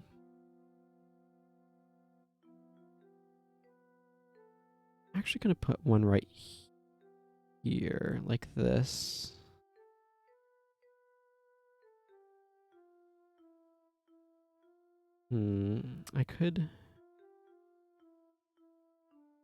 I can do stuff like that.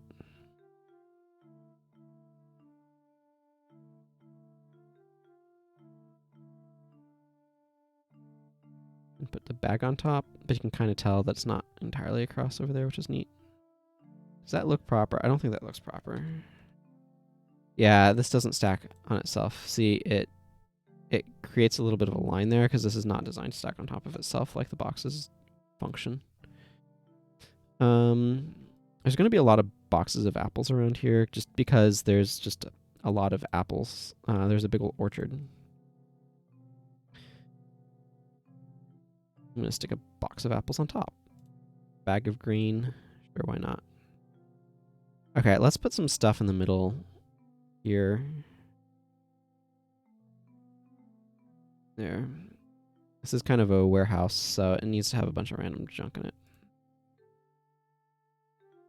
This is interesting. If I put this here and then put this on top, yeah, then that can look like it kind of continues, which is neat. I like that. Although it kind of wants the shadow going across it, and that looks a little wonky. I don't think I entirely like that. It almost works, but not quite. I can probably put something like this here, though, and that looks fine. This perspective does create some oddities with layering stuff, though. I'm going to put another freestanding bag here with like a bag of green in front of it, kind of a top of a... Okay, let's just do this in parts.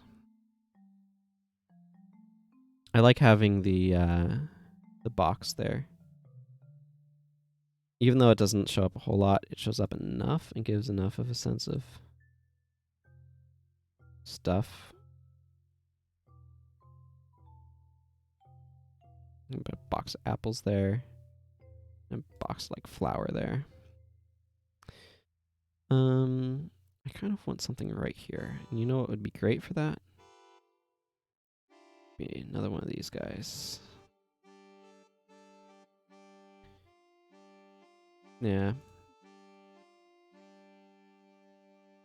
And maybe a pot there. Okay. This is reasonable. This will work.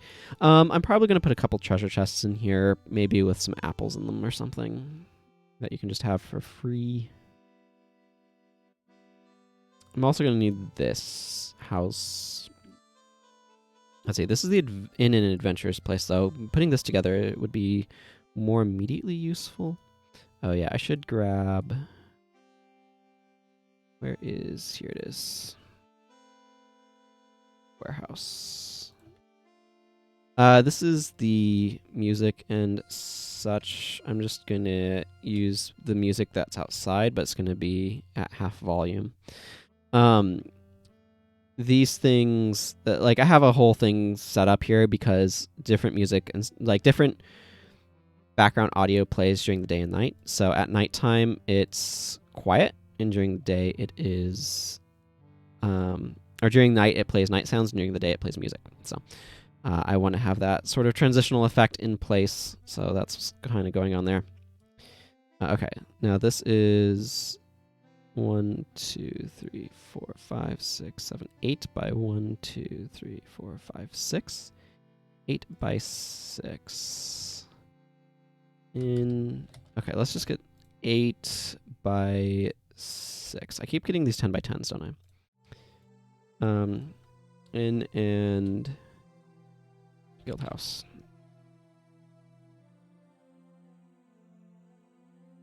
I mean, I might as well just use that here, too. That's what it is. I can paste this here. But I'm going to want to change the music track. This one I am going to have be quieter during the night. Actually, I'm going to delete that. And delete that. Because what I'm going to do is... What is the... Yeah, the guild house here. Adventurers at 90. Oh yeah, and you are locale 2 as well. I'm probably going to change the warehouse. Actually, what is this warehouse? Locale, that's also 2. I might change some of those.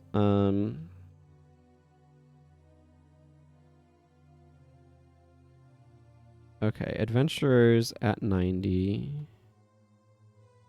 I want it to play this all of the time. This is going to be loud.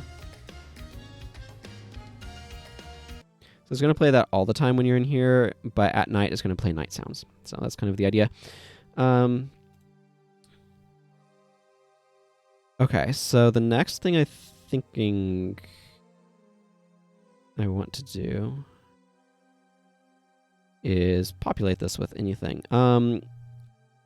Where did I put... Okay, just in one on both edges. So this is going to be kind of a weird building. I'm going to use this. In one on both edges. It's not actually in one. Because it goes like that. Yeah, okay. Ooh, that makes quite the pattern, doesn't it? Okay, there's not a whole lot of space over here. I'm thinking through kind of, as I'm kind of doing this, what I'm going to be looking at for... Because one side needs to be an inn and the other needs to be Adventurers Guild House Services. Oh, this is using Log Cabin. I want to change this to be using Log Cabin then. Let's just fill that in the easy way. Okay, so one half of this basically needs to kind of have in things. Kind of... Okay, let's look again out here. Yeah. Okay, so I think there should be a split right here, which is 1, 2 from that. 1, 2, right here.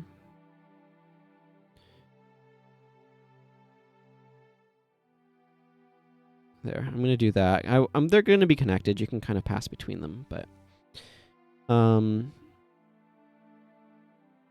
I want it like that, or do I want... Actually, if I move this whole unit down... 1... Does that get me...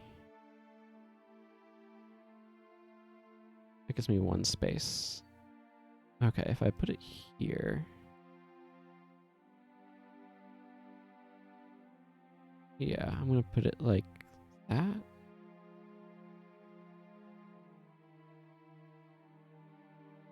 So the goal here is that I'm going to have... Actually, that feels... I want that kind of like that. And then this can clear out here. Ooh, this is an interesting question then. Because I'm trying to figure out how I'm allocating some of the space. What if, instead... No, this kind of works the way it needs to. Okay, like you just enter and there's the person right there. Because the thing is, I'm not getting much use out of right there, is the thing that I'm thinking about.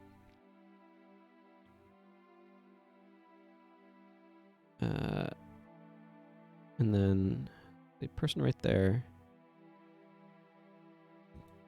I'll put a pillar right here.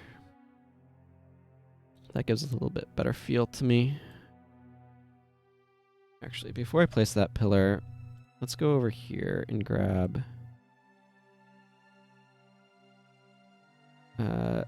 this rug. So this pillar needs to go where that rug, kind of like over that rug. And I'm going to put this back here. I'll go grab a fire for that in a moment. So this side is just going to be an inn. The other side is going to be the Adventure Guild House thing, as well as like just a regular merchant, probably. Possibly. I don't know. I want this here, though, because I want it to have some backing where the... I like to have paintings up here. I don't like to have paintings down there because they feel like they're leaning on the floor too much, and that just feels weird to me. I'll put some notices there for enemies. And then... clock. Yeah, that's too much clock. You only need so much clock. Curtain right there seems logical. I'm going to put one over here as well. And then I want beds on either side. This is where the innkeeper is going to be. Let's go grab trading posts. Sure, I'll grab this lady. Inn and guild house. Here's where she is. Yeah, I mean, I'll use this NPC for this as well.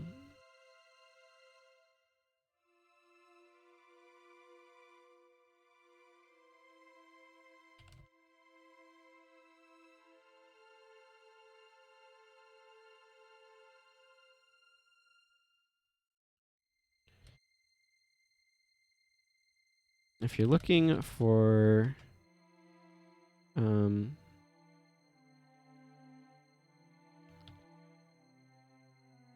goods, you can try over to the right. Right, and the farmers sell food every morning. I'm not sure I'm going to want to set that up, because I don't necessarily have a good... Should I set up a time of day variable? It's probably not a bad idea, actually. And then in stuff, so you can rest here. Let's actually get this floor transfer set up too.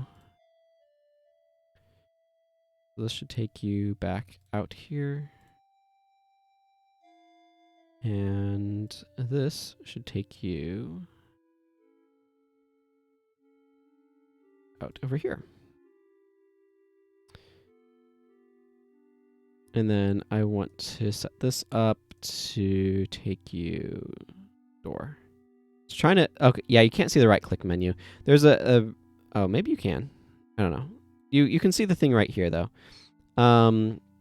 This thing you get with a context menu. I'm just going to use these doors for both. Yeah, there's a lot of stuff that kind of doesn't get shown with this method. It's fine. It's just me selecting the location for it to put the thing. Here we are. Okay, I'm going to need to put guild house services inside there, but that's fine. I wanted to get the door set up. Before I go back in there, let's grab a fire from the dev room that nobody should ever visit because there's no point. It's just... Unless you want to go sit at some freestanding fires. I mean, I guess you could do that. It's got a bunch of reference things for me. Okay, let's go fill out this side a little bit then. How about one of these rugs? Whoa. That was me not realizing I had it on pencil.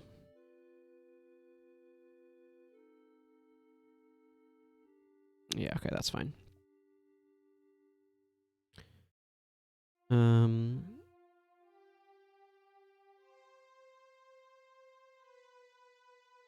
do I want to manage this? Because the space here is quite limited. I can pull stuff down here.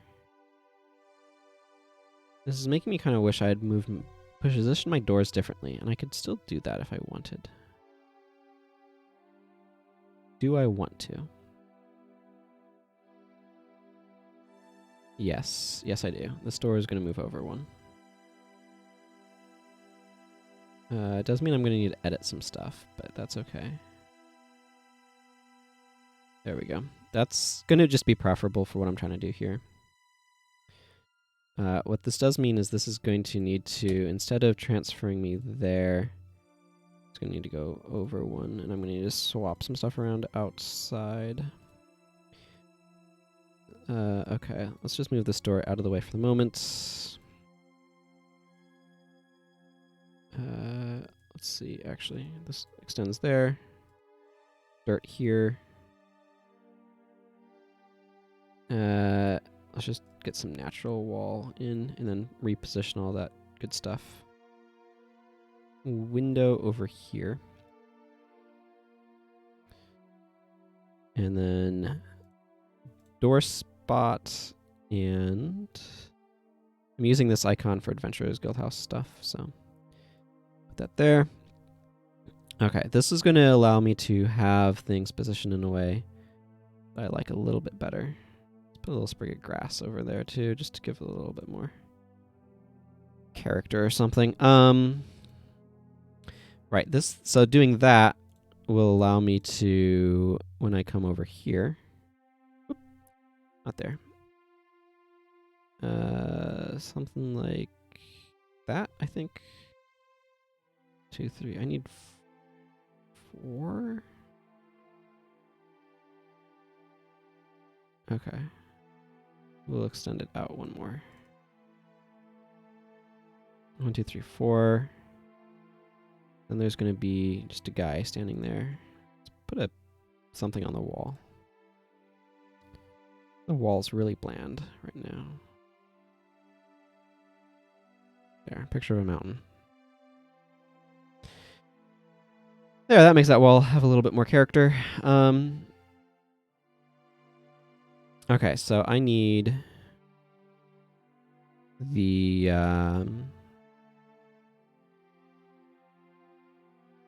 various NPCs. This guild house is actually a great place to go grab dudes from. Yeah, because I want these 3. This person I need to include as well, actually. I'm probably going to put them somewhere else. You can go... Actually, I'm going to put you there.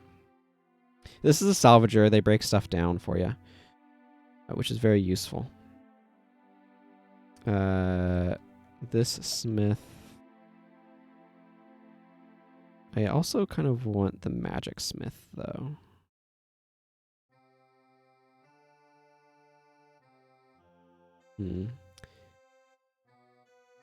Maybe I don't include this upper part.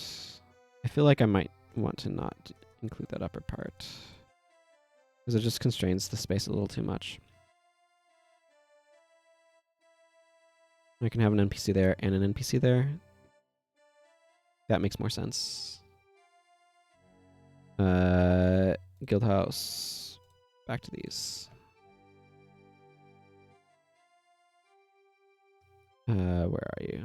In guild house down here. You should be at the first person, and then the in, and this is where I'm trying to find all these different things. You can be Sycamore in guild house. You can be over here. I'm gonna put a regular. Does it make sense to have a regular merchant over here? Maybe.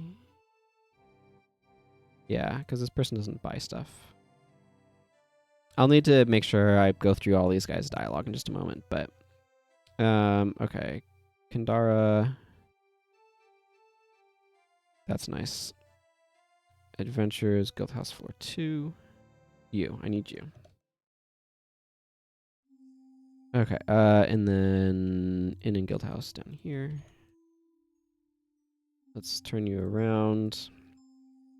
Okay.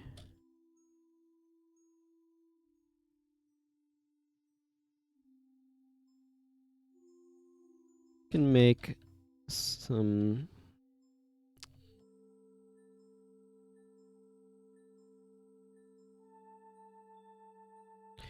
I can carve you up a sweet staff, but only if the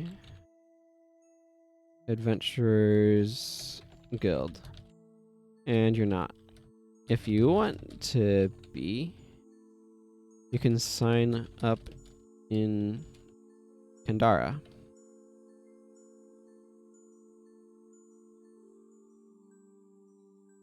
It's east. Is to the east? No. Running out of space.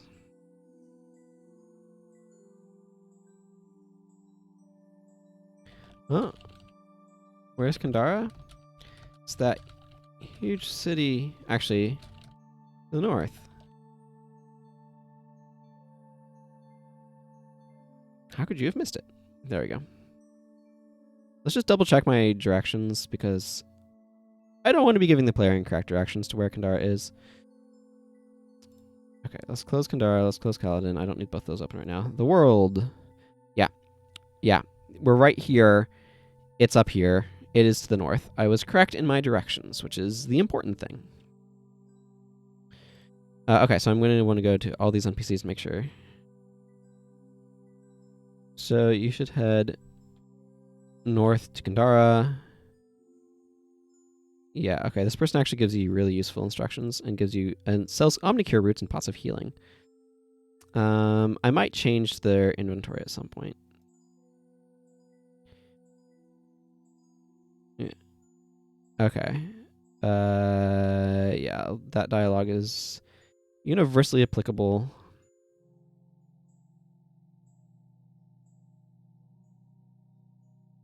To the north, this person's also somewhat helpful. Big building southeast.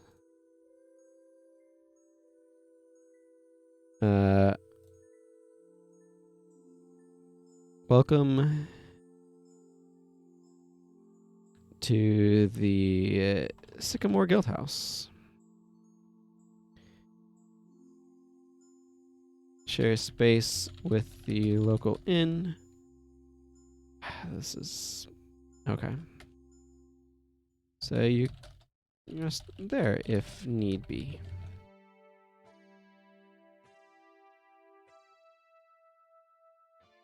Actually, let's move this dialogue.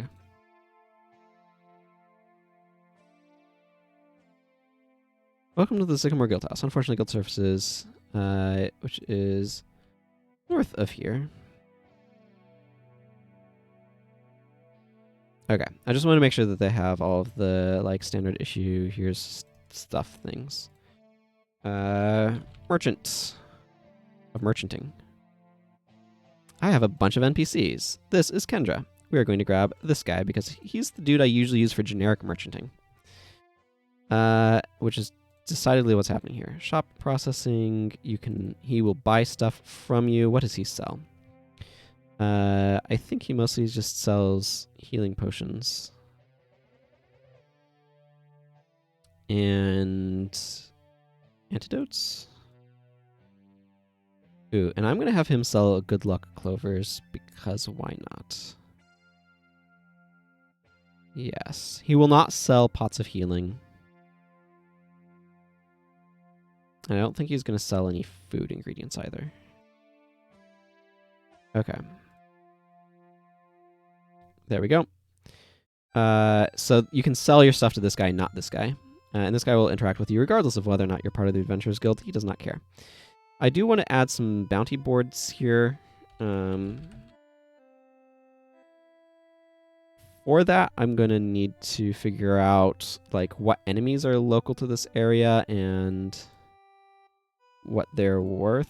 And I'm going to want to look at the bounty board in Caledon. I'm probably going to worry about that a bit later, though. Right now, I just kind of want to get... I mean, getting that up and functional is tremendously useful. Do I have a good...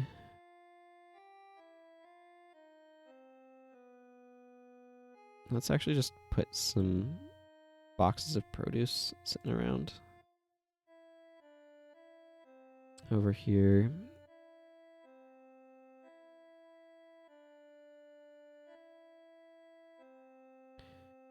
They don't really have a great way to do like a little farmer's market. So let's try...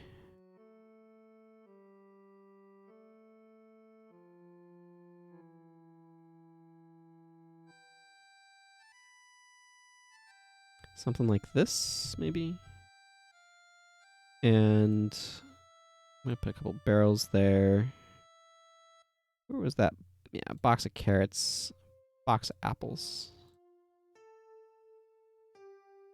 I kind of want a countertop. Okay, so whoops, that's a little too far. The question that I have is, do these boxes function as countertops? Because that may or may not be the case. I can find that out over here in tile sets. Outside.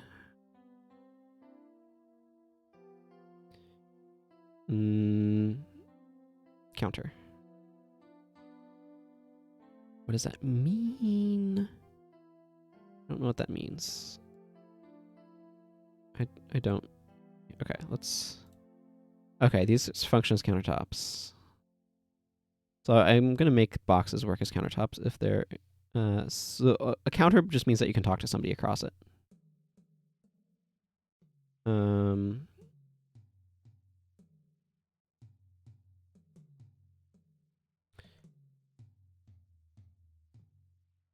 This is a sign. Do I want to...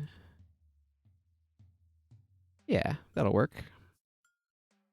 Right? I think. Good enough.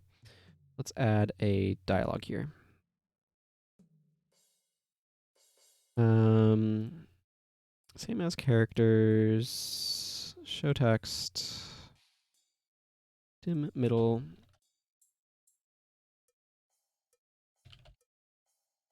Farmer's market. Open every morning. Come get fresh produce to make delicious meals. Yeah, that sounds like advertising. Kind of center this a little bit. How's that look? Yeah, something like that. Okay, so if you talk to that sign, you'll be able to get fresh produce. Now, I'm going to want to have these people only show up in the morning. And for that, I could check to see, is it morning? But I don't have a... Like, I'm just going to put... Farmers Market 1. Can I control...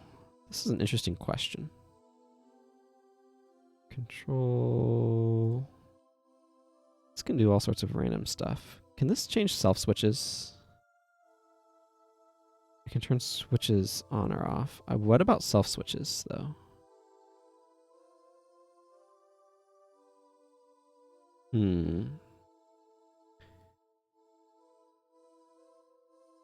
Yeah, there's a lot of stuff here that it can do.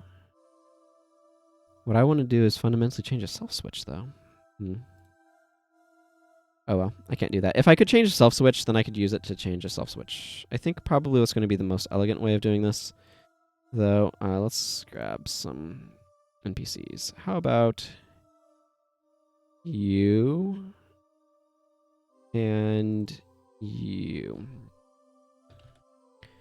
Farmers Market 2. Where is... Yes, here's my kind of NPC, you. Okay, so right now it's really easy to make people only show up at nighttime or during the day. But I don't really have a great way of setting them to show up only at specific times of day. So what I'm actually going to do here is I'm going to add a time of day index right here. And I'm going to say if time of day index is... Actually, this one doesn't matter. New event page, time of day index, if that's greater than 1. 0 is going to be morning, 1's going to be day, 2 is going to be night, and 3 is going to be evening, and 4 is going to be night. So if time of day index is greater than 1, then this basically is a defunct individual. They don't do anything. Now, currently time of day index will never be 1 because it doesn't exist. And I need to make it exist. So for that, I need to bring up... Let's see, do I have my time of day thing in here? Yes, I do. Okay, let's turn on Notepad++, so we can go look at some code. So right now, the way that things are set up in here is there is a day length and all sorts of fun stuff. I need @prem, that is not 2. @prem, time of day index variable, type variable, I think. So I'm just going to start by putting that in there. Let's go back over here. I don't know if you'll be able to see all of this, unfortunately. But, okay, I can grab the time of day index. Excellent. Okay, so I was able to successfully add that in over there. Now, it's not going to do anything just yet. So I need to grab that. Day index variable number parameters. I need this name. Okay. And then how do I want to set this up? Advanced day-night cycle.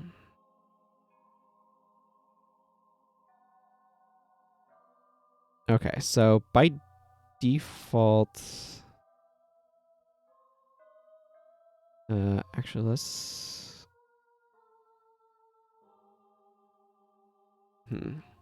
So there's a couple of different things going on here. One of which is that my day-night cycle actually goes day, evening, night, morning.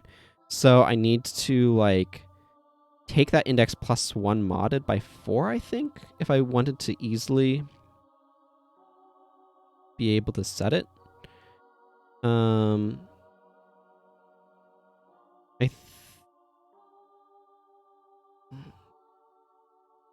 Let's see. So I should just set the... Oh, this is going to be... Okay, let's just figure out where I set the night switch and just kind of set it in there.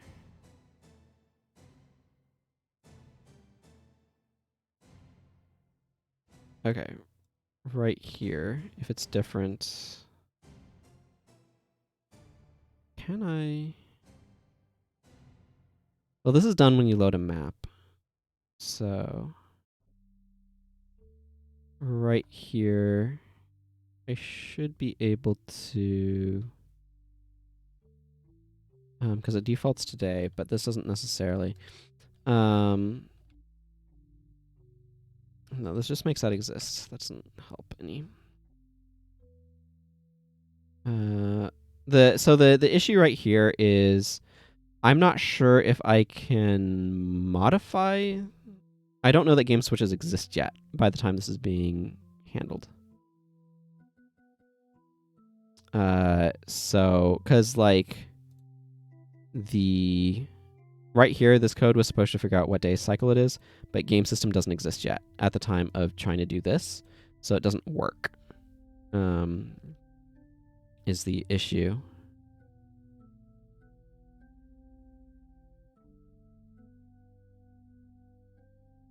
So what I kind of want to do right here is just go game variables dot set value this comma cycle plus 1 mod 4 I think should work. I think that should do it.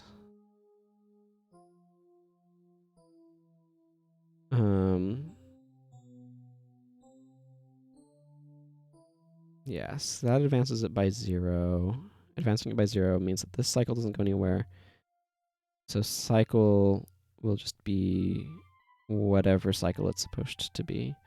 Now, I'm going to think through the math for this for a second because I want to make sure that this actually works. Set the index for the current time of day.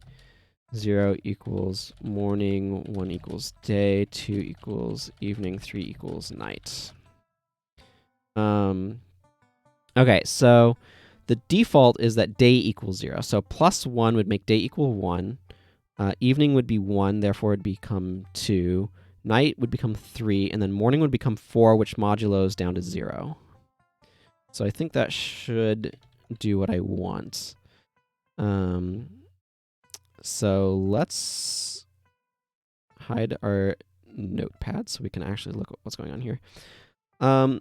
Let's go to town. And let's find out. Sure, we can just grab these guys. Let's leave here. We don't need to be hanging out in Kandara. Takes a while to leave Kandara. It's big. Okay, so I should not... It is day, and I should not see the farmer's market dudes. I do not see them. Now, I don't feel like wandering around indefinitely. I don't know why it's a little laggy, but here it is. That happens sometimes.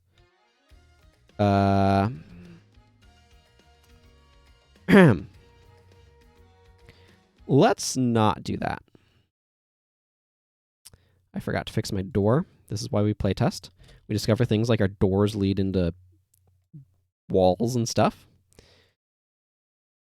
Right then, with our door now properly hooked up, let's go test this. It's important to find things like that because you don't want players to find that. Like, having the player's experience of the game be, oh, I walked into this door and now I'm stuck. What can I do? It's like, well, there's nothing you can do. You're just stuck. Okay, during the day, nobody there. The door now leads where it's supposed to. I want to wait until evening. It is now evening. Farmer's market still closed. It doesn't really matter. It feels like it's probably easier to go through there. Rest until night.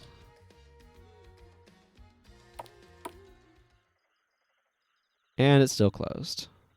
Good, as it's supposed to be. Yes, let's rest until morning. And it's now morning. And the farmer's market people are here. Excellent. So that tells me that I set things up properly because I now have a lovely farmer's market. I'm going to take these guys actually because I want to save in town because it's going to be useful. But I'm going to save inside here because I'm going to be doing editing out here. And I don't want to load the game with my character saved kind of in a building if I put a building there or something. So that's just kind of what's going on there. This guy now needs to actually have a shop. So you can, I don't know, buy stuff from the farmer's market. What sounds good? Carrots. Okay, this guy is going to sell vegetables and things related to being a vegetable. About potatoes.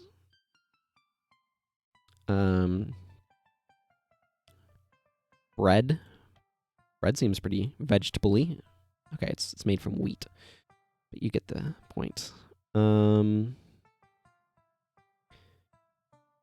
Lettuce.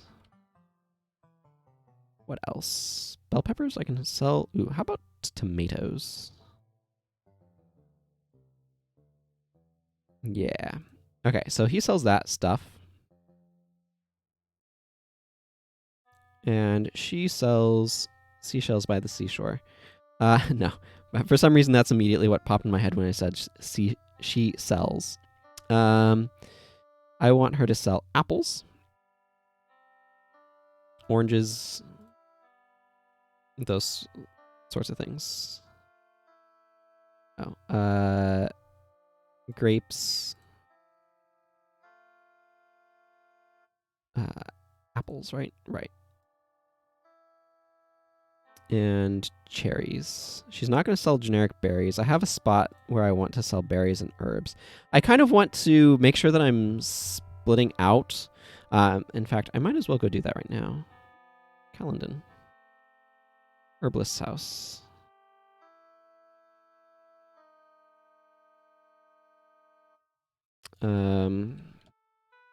Herbalist.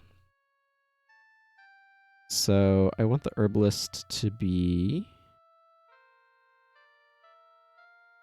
an NPC from Kandara. How about this old lady?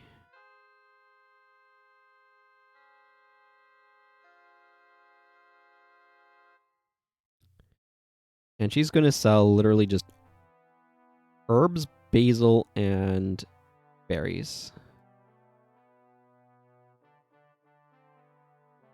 Herbs. Oh, basil comes first, apparently. Herbs. Good. I'm going to have her not be here at night. Do I want her to be here just during the evening? I can have her be here during the evening. I can have her be here during the evening and the night. Ooh, this is an interesting quandary. An interesting question.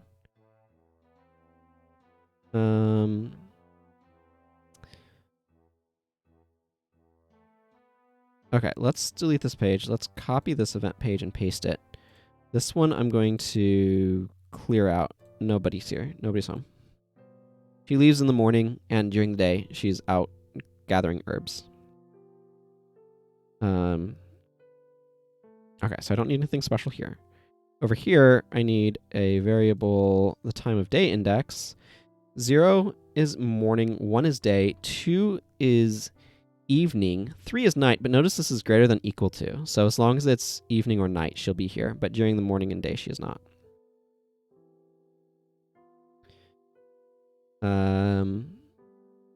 And let's put old man here, I guess. This is her husband, I guess. Why not? So she's not here. She's here at night. She just sells you stuff.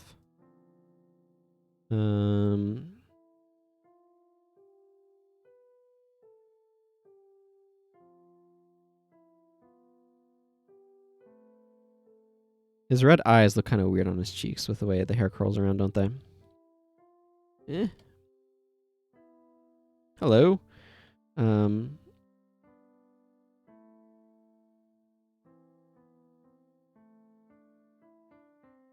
She's out.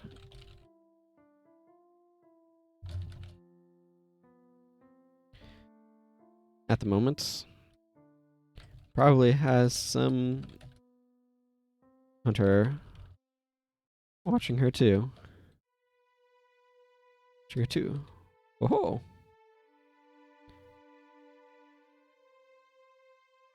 I don't know, something like that. And then I'm also going to copy this page and set the same variable thing up because he needs different dialogue.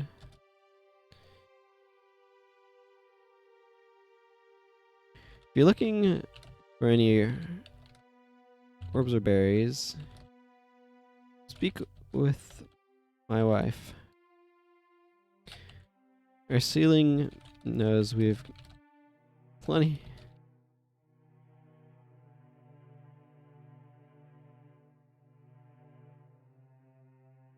So the little story here that I'm trying to tell is that during the day she's out gathering. He's just chilling here because that's what he does. He's here to tell the NPC or to tell the player that there's somebody here that will sell stuff during the night. Actually, I should add another.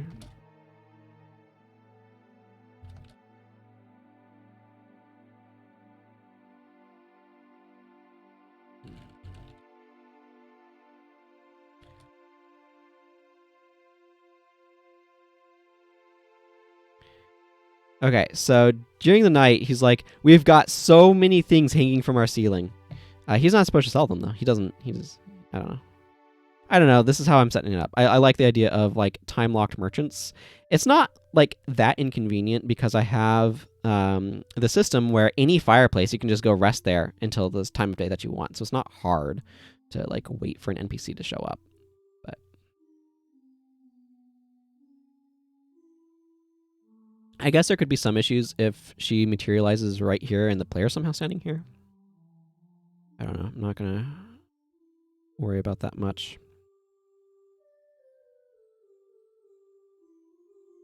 Actually, here's what I can do, because I do kind of like the idea of eliminating that possibility.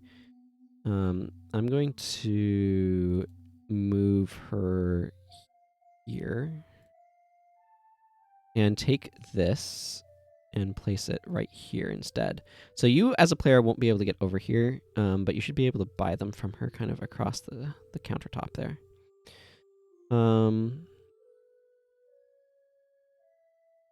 Right, so that'll add that to the game, which is something that I've been wanting to kind of do. All of these things are kind of piecemeal, and I'm kind of grafting stuff in as things come together to graft in. So you can do some shopping stuff here. Could I add some ingredients to this warehouse? Why not? Treasure. I need crafting ingredients.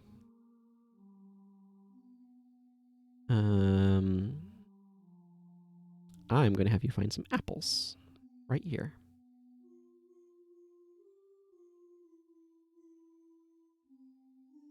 Six apples. I don't know why. I feel like 6 is a good number of apples. 6.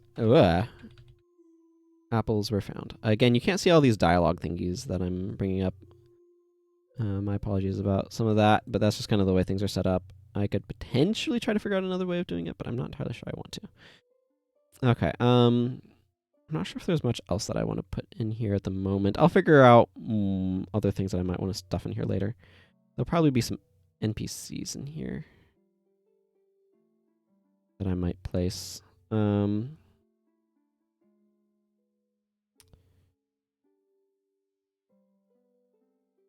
I definitely want to stick something over here in the treasure chest. I'm not sure what yet. I might put a skill set here. I'm not sure how many skill sets I have left to make. So prepare for some ice searing brightness. Here's my notes about skill sets. So Kendra, which is where we're currently at, is missing a spell sword. Oh, it has 100 skills as the weapons arts. Why was I thinking it needed another one? Martial arts, enchanter, and spell sword.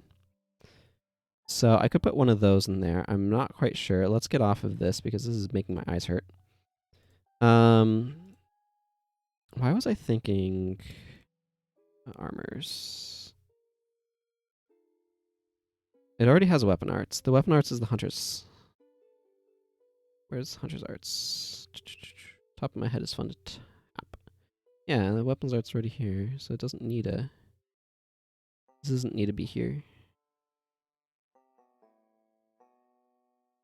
I need martial artists.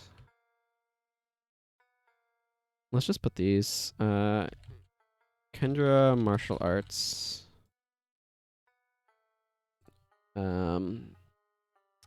Spell sword.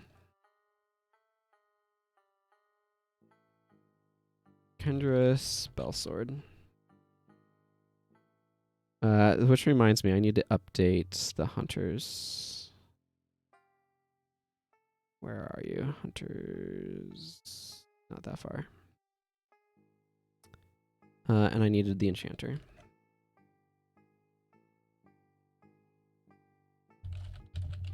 Kendra enchanter. Alright, back to hunters. Where were you, hunters? Not that far. There you are. Because retreating attack is no longer retreating attack, is now feint. Feint and death strike skills. Oh, it all fits on one line now. Isn't that nice? I think it's nice. Okay. So let's think about this a little bit. I could put just a piece of equipment over here as well.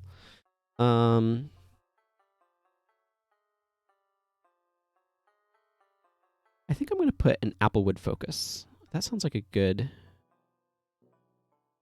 idea of an offhand to put there. Let's just grab this. Applewood focus. This is going to boost Earth. Particularly much. So let's see. M attack, M defense. Focus carved from applewood. It is especially good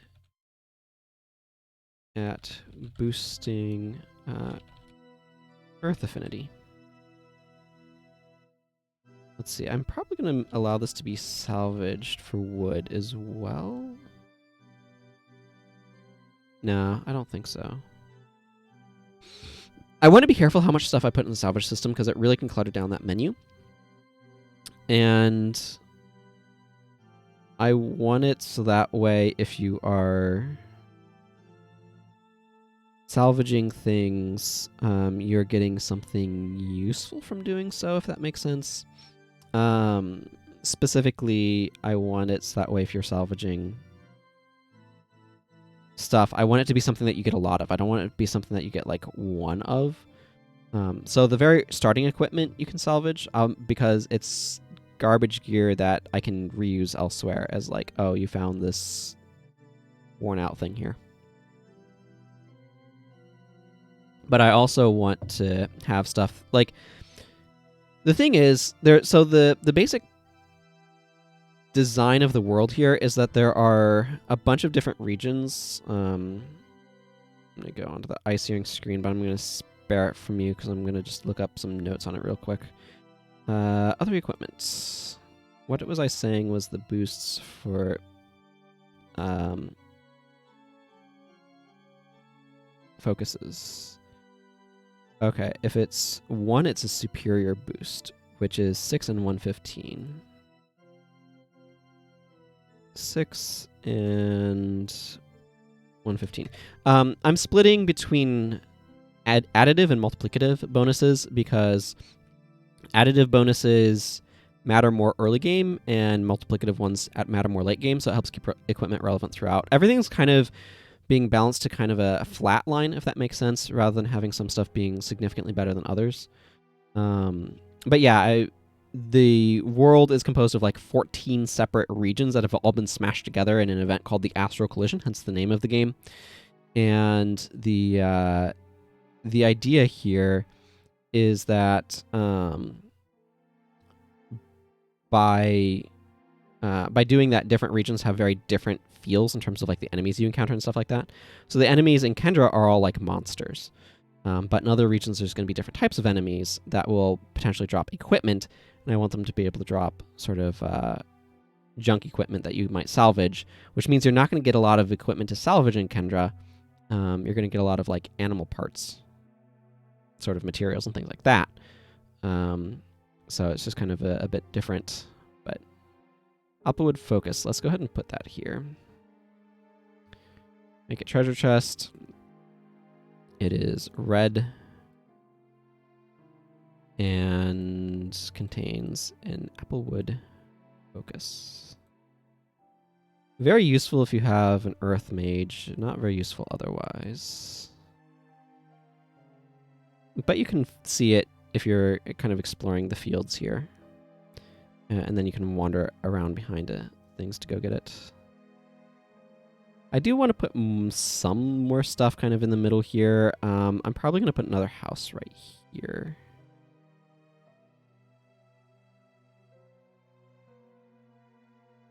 But I'm kind of done working on this place for the moment. Like, there's more stuff that I want to be putting in here and all that sort of thing, but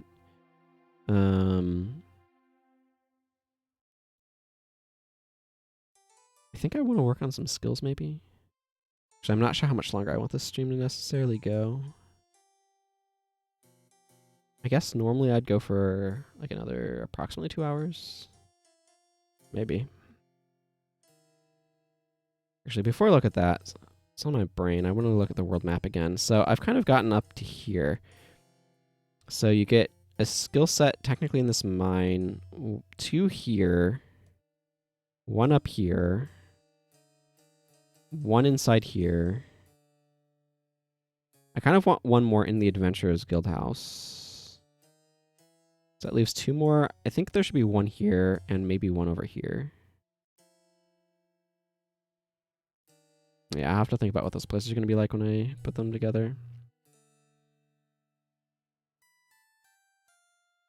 Okay, well for now, let's go ahead and go back, like I said, to look at some skills.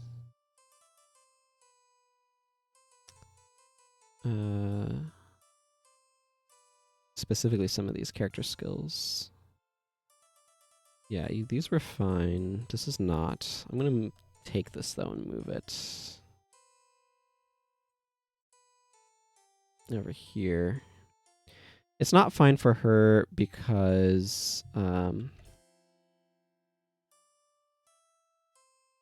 telenologist has a specific thing about working with adjusting MP around. It's kind of like Searing Flames maybe is an okay spell, but it's not appropriate for what this character class does, which is talk about MP. It wants to have more MP than other things.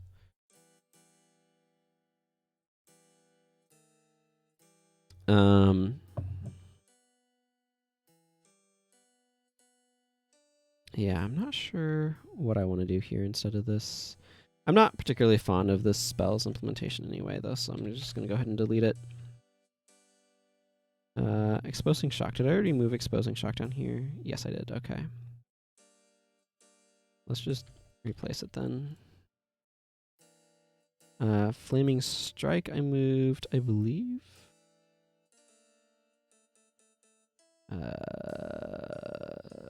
I think? Might have been, yeah, it's right there. Okay. Let's just overwrite these ones that I know I'm going to want to change. Oh yeah, a bunch of these need to change. And cure 1 condition, healing doubles. I mean, this is a fine spell. But I don't think it's what he's going to be doing. Let's see, did I have the Blizzagus' theme? Yeah, scales with percentage TP that he has. That was the Blizzagus' theme, so let's lean into that some. And move all of his skills out of there. Where is the Blizzagus? Right here. Ice Spike is a very good spell that you're not going to get yet.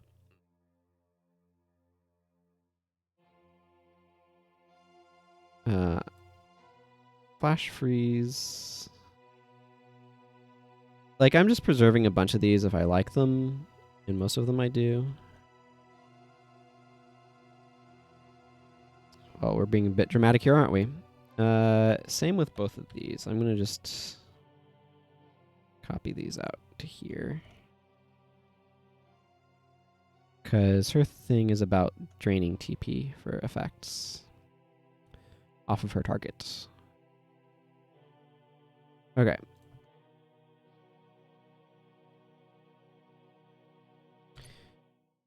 Three, 2, 1. I did a bunch of changes to how a lot of stuff worked in this at one point, which is why I've had so much like to modify and whatnot. 2 and 1.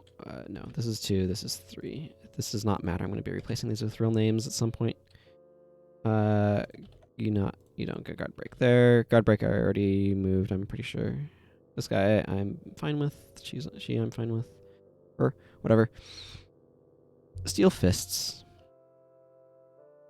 Steel Fists is great.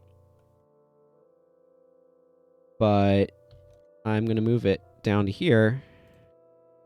Make it a glove skill. Because what is it doing here? It's not a spell. Battle Rage is fine.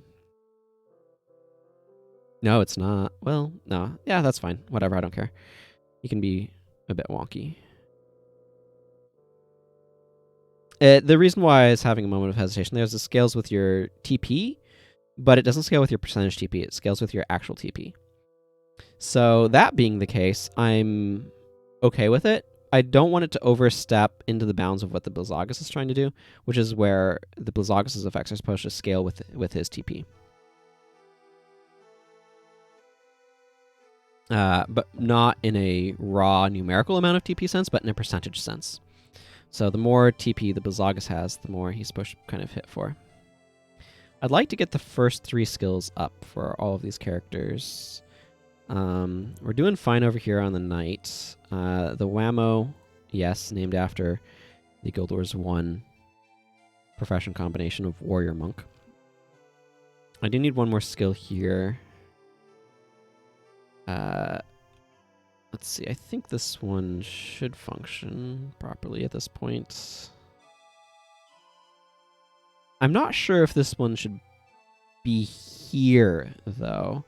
I think I'm going to move this to skill 3. I don't know, I just feel like I don't want this as early. I kind of want skill 2 to be a little bit more useful in its a versatile sense.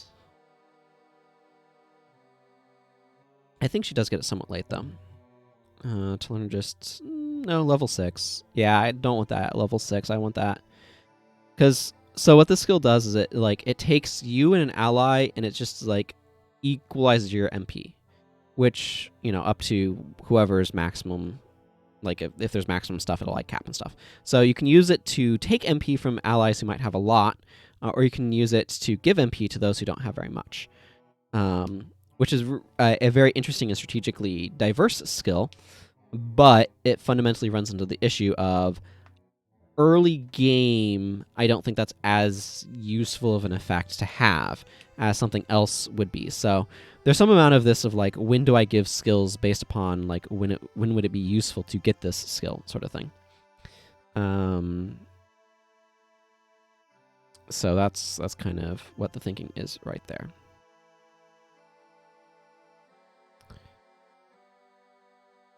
Target weakness, prepare for battle. These are both fine. This is just an attack that always crits, which has some striking versatility. Actually, I also want to add some gloves and another club somewhere, but I'm going to worry about that later. Let's not get too distracted. What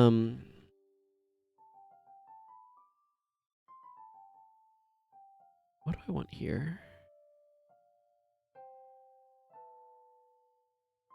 I kind of want this to just be... Part of the problem is I trick myself into needing to name things. Always... This is probably more of a battle screen skill. 1 ally. Speed. 23. I'm just going to make a wind healing spell here. Heal HP, casts, whatever this is going to be named. Ooh, what's the wind buff? Oh, the wind buff's real good. I'm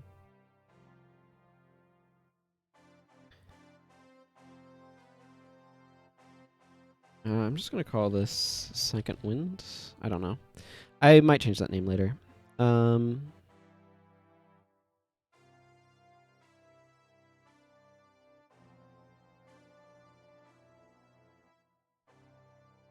No, I don't want to. So that's state 19. B dot add state 19. So I want to conditionally add windborne speed to you if I've removed enough TP. Not sure how I want to structure this. Var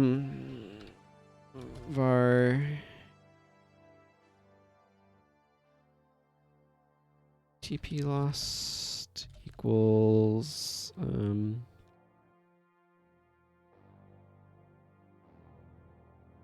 don't know, do I want you to lose all TP?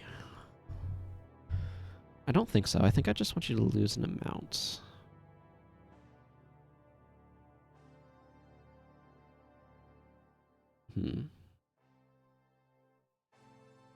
So this is where I'm trying to think through, like, okay, what is this spell actually doing? It's making an ally. So I want this to heal for, like, an amount plus an additional amount.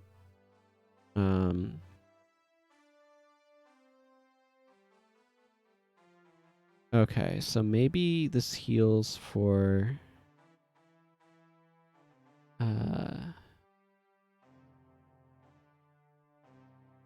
say...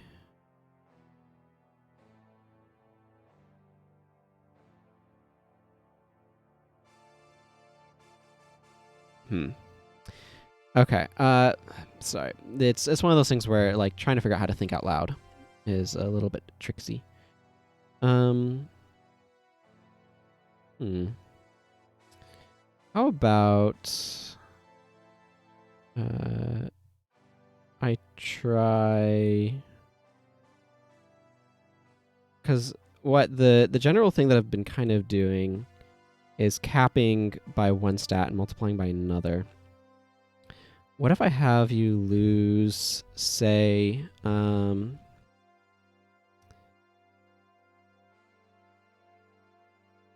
okay. So I'm going to do math.min TP and a.wind is TP lost. If TP lost is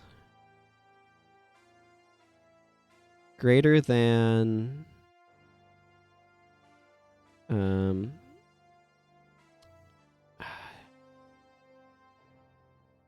kind of want it to be, if TP loss is equal to a.wind, then you get this state added. I think that's potentially reasonable. I'm not quite sure. I will try this. It'll probably be too strong, but I will try this. And then 5 times... I also need, actually, right here, I need b dot gain TP negative TP lost. And then 5 times TP lost plus a.wind for the healing.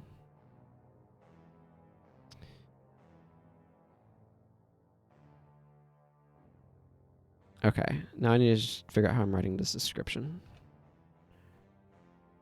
And then I need to test this because this is a wonky one. Okay, so spell. We'll target ally for HP. They lose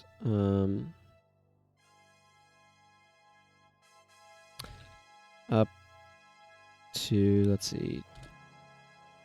No, I need 3 spots there. TP.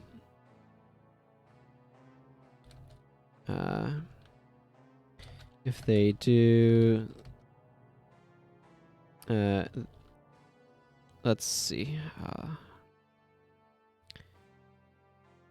And are healed by 5 for each point lost. See, this is the thing that I was talking about earlier. I'm trying to give accurate information about what this does. Like right here, this is going to end up being a.wind times 5. And then this is just A dot wind, right? The problem is I don't have enough space to mention, like, if they lost the full amount, they gain windborne speed. Maybe I just have to leave that as a hidden feature. Maybe I don't know. Like, this is one of those things where, like, I need more space to actually describe all that the spell does. Maybe that means it's doing too much. And maybe I should lose the clause that gives windborne speed. And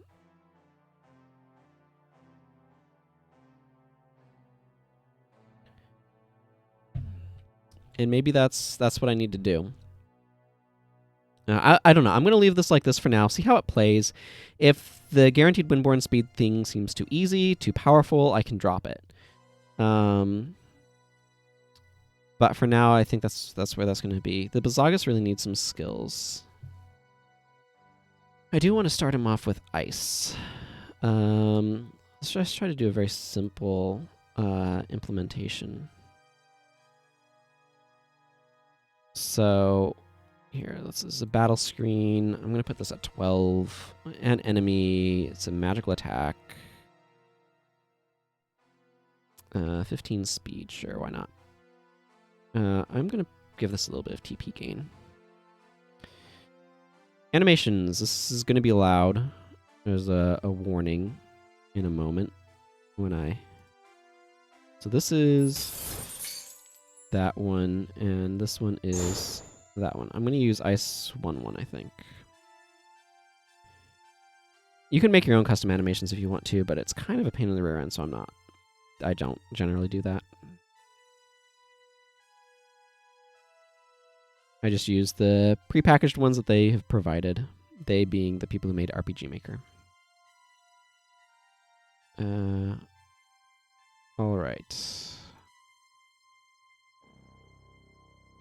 Ice. Okay, so what I think I'm going to do here is I think I'm going to do like 3 times A dot water plus A dot TP rate times A dot wind. So basically this just relies on your water stat if your TP is low, but your TP increases the contribution of your wind.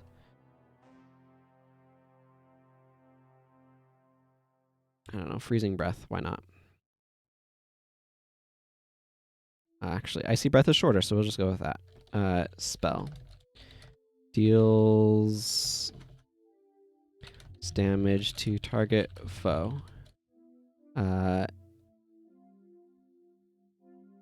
Damage increases with your TP. So this is where we have to make sure we do a math dot round, or this does not produce a pretty value. I can just copy this here, though. Okay, so that gives me an initial skill for him. I do need another skill for the War Mage. I don't know. There's a bunch of stuff that I want to do here. Let's see. I just made a couple of new skills, so let's just go ahead and take a look at those. Let's see. Do I have a party? I mean, this party has them available. Let's see. Yeah, this one right here. Okay, so first of all, I should have Icy Breath, 159 ice damage target foe. Increases with my TP. Not quite sure where that ends up.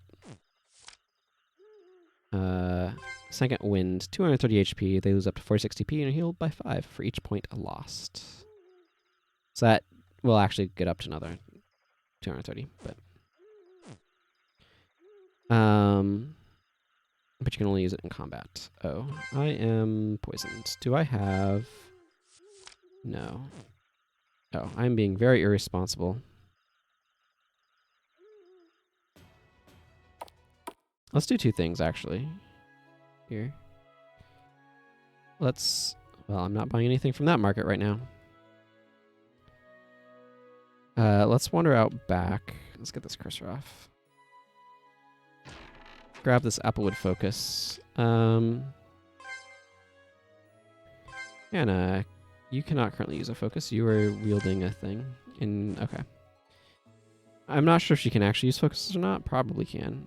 I'm probably going to have a character die here, but that's not a huge deal. Why do I walk in this side? I need to talk to this person.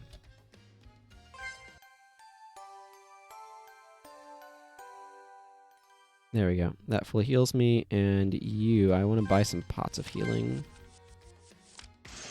There. I can make stuff here. Yay. Okay. I don't know if Isa and Hannah can use these. Oh, this is the crafting menu, by the way. But I don't know if they can use these because they're currently equipping stuff that takes 2 hands. Do I have anything to salvage? I do. I have crystals and feathers I could salvage. And I have plenty of pickaxes lying around I could salvage too. And this guy can make me like a dagger or sword, things like that. I don't need any of these right now because my characters are mostly equipped. Francis can use a cape. I probably am trying to get him a cape, but or them a cape. Francis is kind of ambiguous. But I need more hide, so. Welcome to the Sycamore Guild House. We happen to share space with the local inn, so you can rest there if need be. It is the morning now because I just slept here, which means I could, if I wanted to, buy some food ingredients. Give everybody a piece of bread to eat. Lettuce and tomato don't have effects yet, so. I don't. Oh, I have some cherries. Do I have my adventures? Nope. That's fine. Okay, let's go test out these skills that I've made. Ah, some forest spiders. Excellent. Icy breath. It's probably not a terrible idea, but I want to smack them with one of these. I have no reason to second wind just yet. I don't even have a character that can lose 46 TP. Oh, wow. His TP is actually really high because of his wind stat. I don't know if she can even get up there just yet. Yep. Hello. Thank you for the bits. Okay, this fits much, much better than the previous name did, which is important. I don't know, just smash something? Encouragement? Yeah, let's just use encouragement.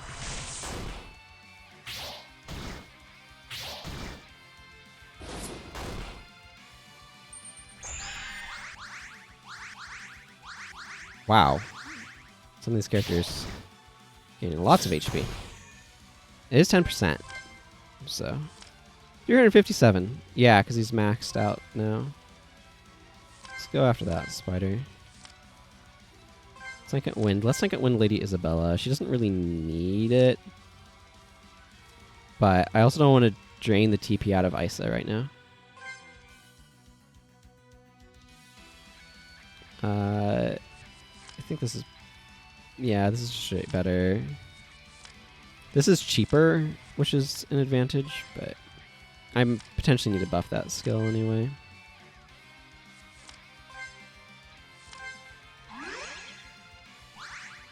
Yeah, now she gets second. She gets windborne speed because she lost all the full 46,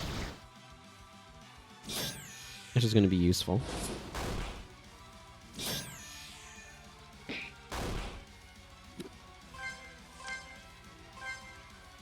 Did his not just straight up not go off, or what's going on here?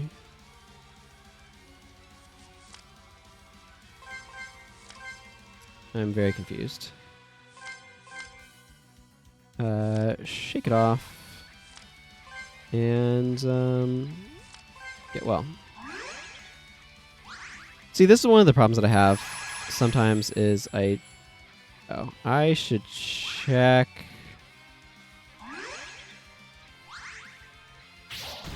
if I have a cleanse all, because that might be better. Oh, I see. Icy breath is using... Did I accidentally pick the wrong animation for that?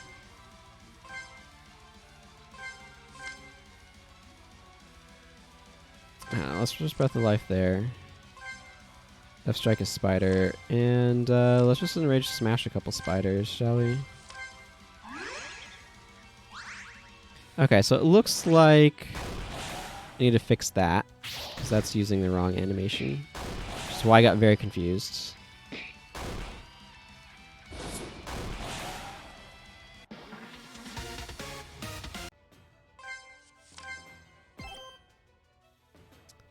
Okay. Let's see about fixing that. Where is the Blizzagus? Down. Further down, self. I used Wind 1 instead of Ice 1. Whoops. Where's Ice? There's Ice 1. And I also... So previously, Shake It Off had been a single target skill. It's now a multi-target skill. So I'm going to change it to the multi-target animation. Alrighty.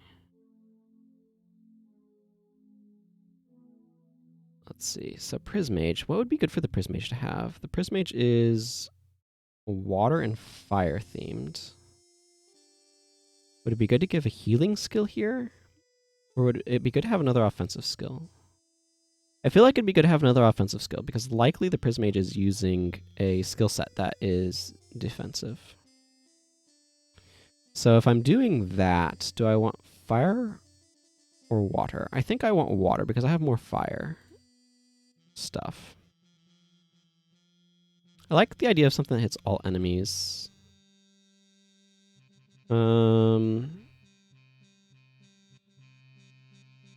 Let's price this at 16 TP. I kind of want this to be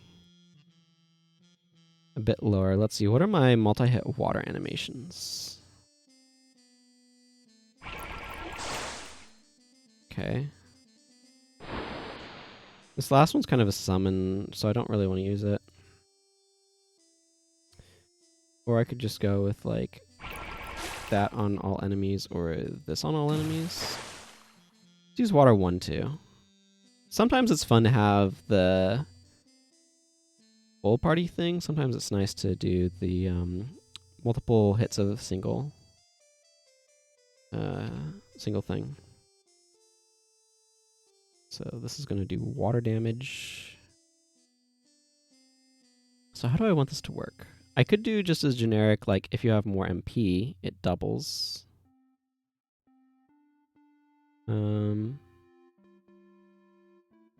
Is there another effect that I would want though?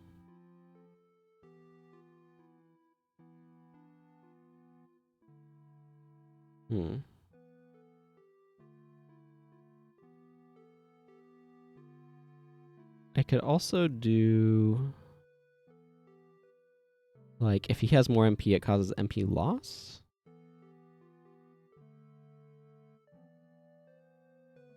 Or even stat downs.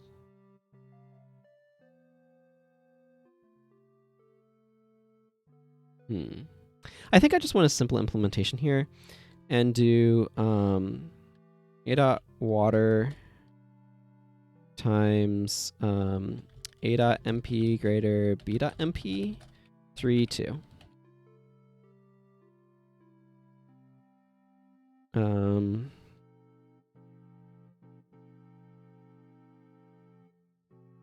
Hydroblast. Let's see. So spell deals water damage to each foe. Deals water damage to foes with less MP than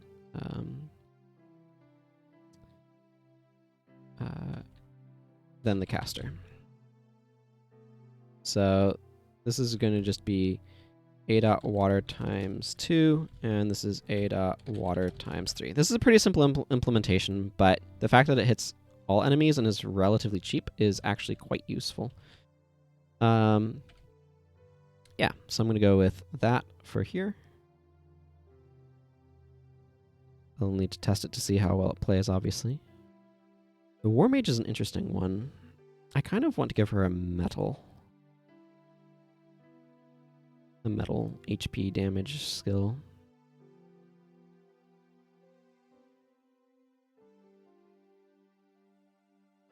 Probably a magical attack, right? What do I want this one to be? Do I want this to make her lose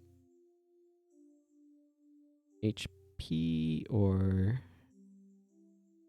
I kind of want to focus a lot of these on like lose HP or stat debuffs.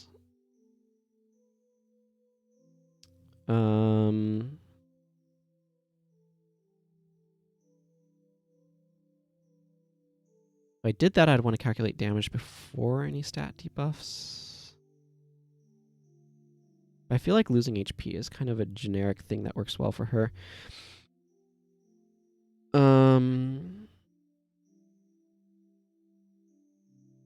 States.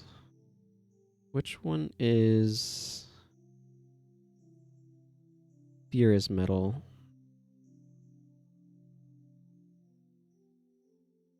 Cursed is dark. Yeah, so I should actually have...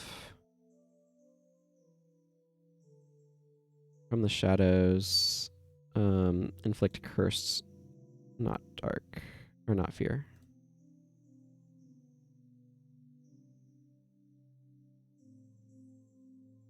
Cursed. I need to check to make sure that actually still fits, so... Okay. It does not. I need to move the does down a line. This is one of the problems. Again, this description system is limited.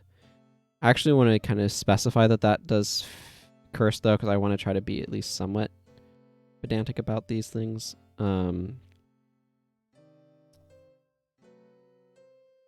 Okay, so this one, I want it to inflict fear. I'm not sure what the animation is going to be just yet. Occasion, battle screen, scope, one enemy. I think this is going to target a single enemy.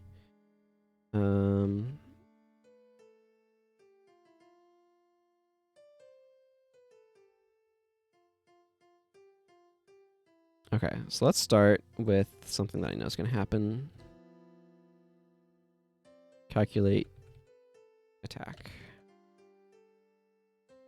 Critical, yes. Higher percent chance to critical as well. I like that. I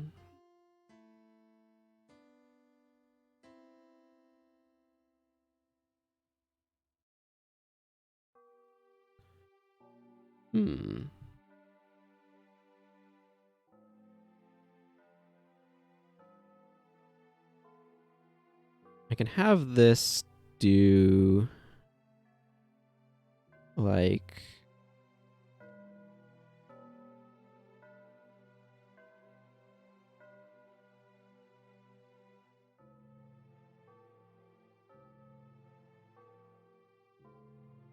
add a bunch of stats in.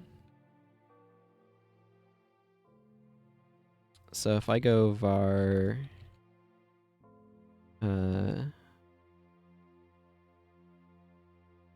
calculated damage equals this, then do something like here.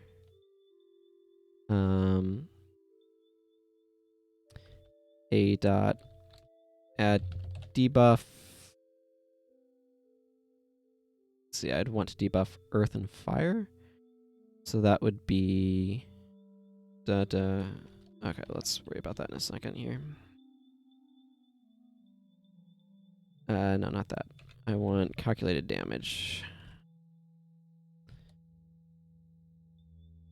Calculated damage is the final bit of this. Debuff earth, so HP, MP, strength, dex. That's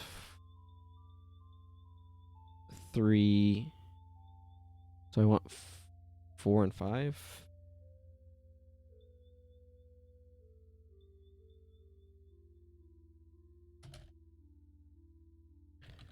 Theoretically.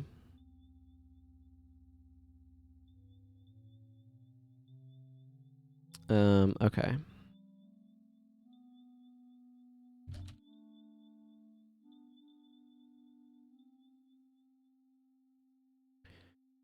for plus metal damage, but inflict fear but lose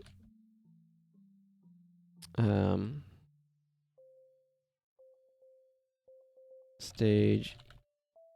This is space, and for descriptions, it's hard to make interesting, complicated skills when there's no space for them.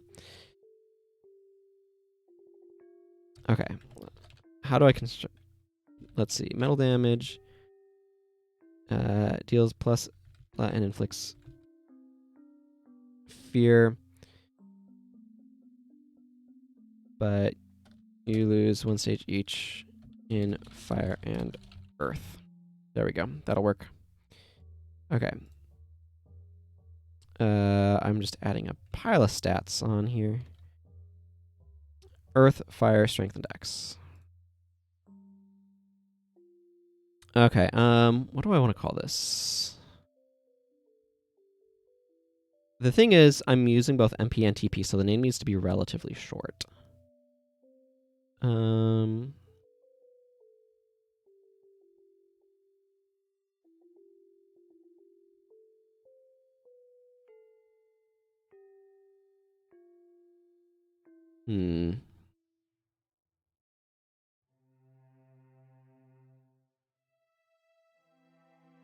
Something...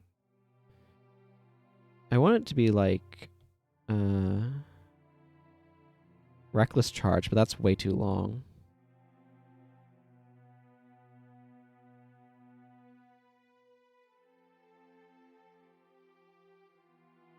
Reckless Bash. I'm gonna have to figure out how this name stacks up for the length that I actually get.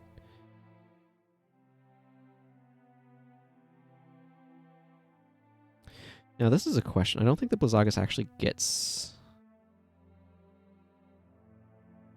the... Yeah, Destruction and Enchanted Guardian. So actually giving the Blizzagus a healing spell here is very useful. And I'm going to... yeah, always is fine. Magic. 1 ally. Heal HP. Ooh. Ooh. Okay.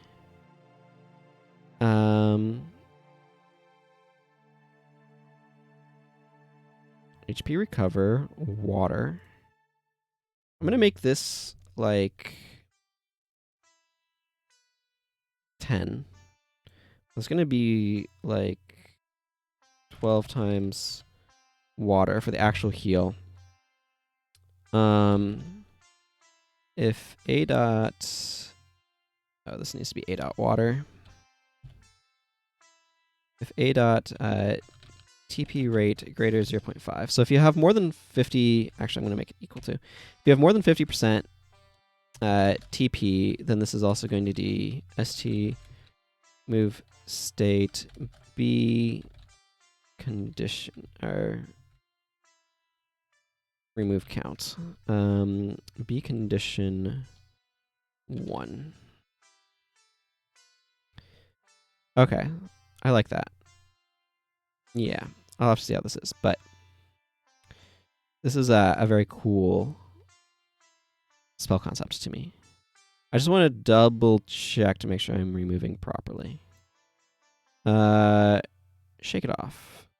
ST remove count B condition 1. Okay.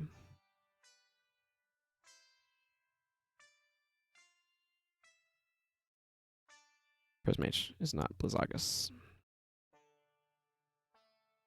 ST remove count B condition 1. Okay. Spell. Heal target ally for A dot water times 12 HP. Actually, I'm not gonna fill that in just yet. If you have at least 50% of your maximum TP, cure that ally of At least 50% TP gained. I don't know. TP. We'll just go with TP. At least 50% of max TP. That ally is cured of a condition. Okay, that just fits. If this goes over, it's going to, like, you can go over, like right here, I go over, right? You can go over on a line, but anything that goes outside of this box is going to be clipped. Now, I checked this area is going to be replaced with a number that's going to fit with inside of this pretty easily. But, let's see. So I usually like to have my healing spells cast a little bit more quickly. So I'm going to put this one at 30. And I'm also going to give it like 3 TP gain. I think most of his spells are probably going to have a little bit of TP gain attached to them, just to kind of synergize with what he does. I'm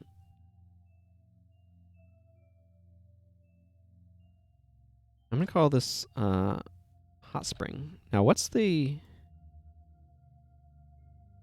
It's just Healing Spring. I'm going to call this a Hot Healing Spring. Hot Healing Spring. I don't know if that'll fit. We'll see. But I like that idea for a spell. I like it quite a bit. Okay, I kind of want to check out some of these skills that I've added. So I need to go back to that one I was just on.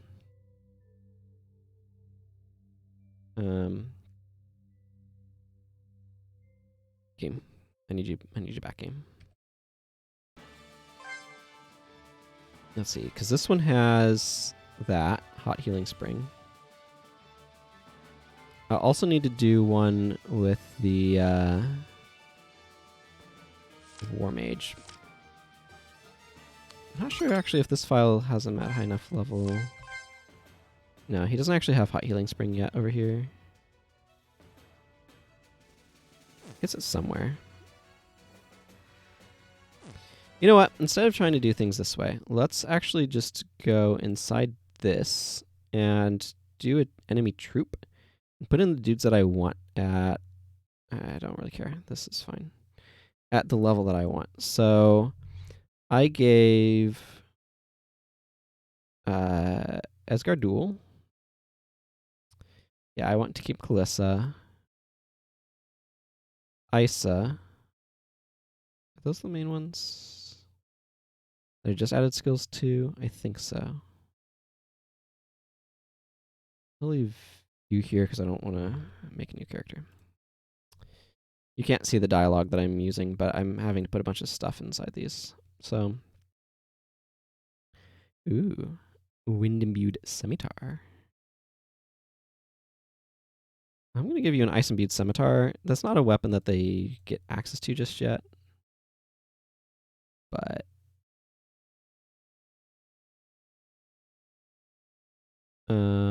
why not?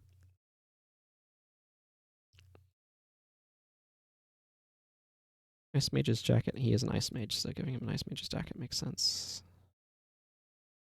Adventurer's gloves, adventurer's shoes. Let's give him the emerald ring and elementalist skills, I guess. Kalissa, I'm just going to bump up to level 6. Keep her on a scythe.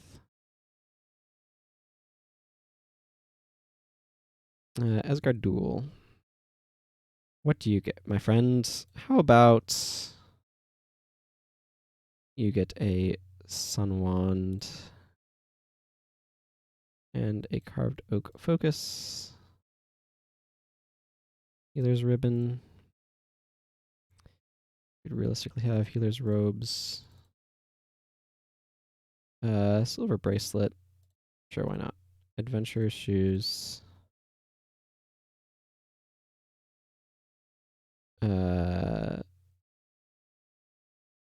Silver.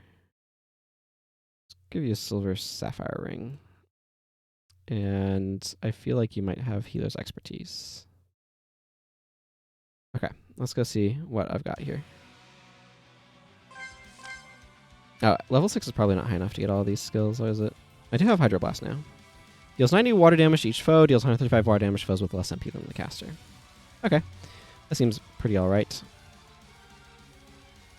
Let's Hydro Blast.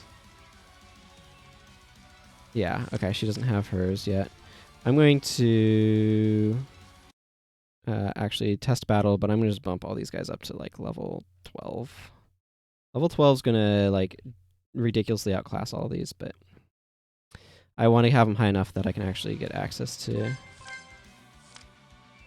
my spells here. Hydro Blast. Okay, here's Reckless Bash. It just fits. It just fits. 170 metal damage. Woo! Oh, but this is 174 fire damage for each foe. You lose a bunch.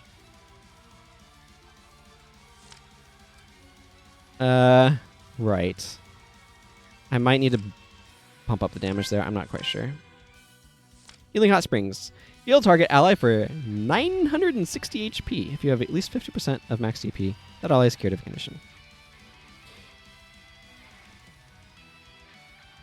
I might change that, actually.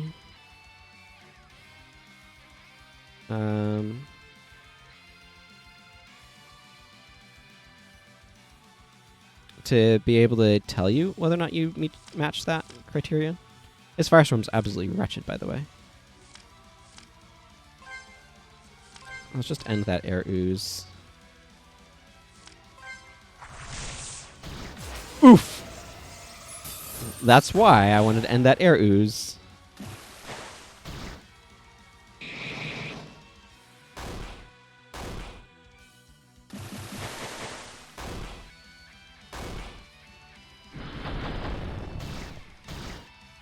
Oh my goodness, Asgard Duel has 322 MP. Craziness. I mean, Hydro Blast is clearly the correct choice here.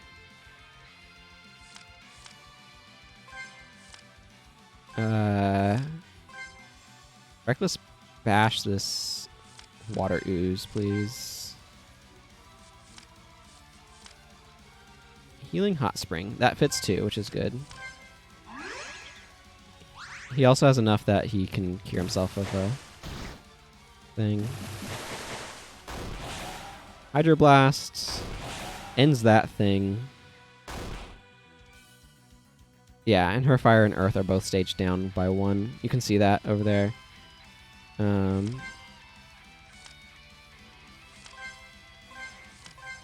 And that will make this also much weaker. But this is down to 141. This is down to 129. Because it matters more for that. Just how it kind of works. Thunderstrike will also be a bit weaker, actually, because I think this relies on your fire and air, and she's just tanked that.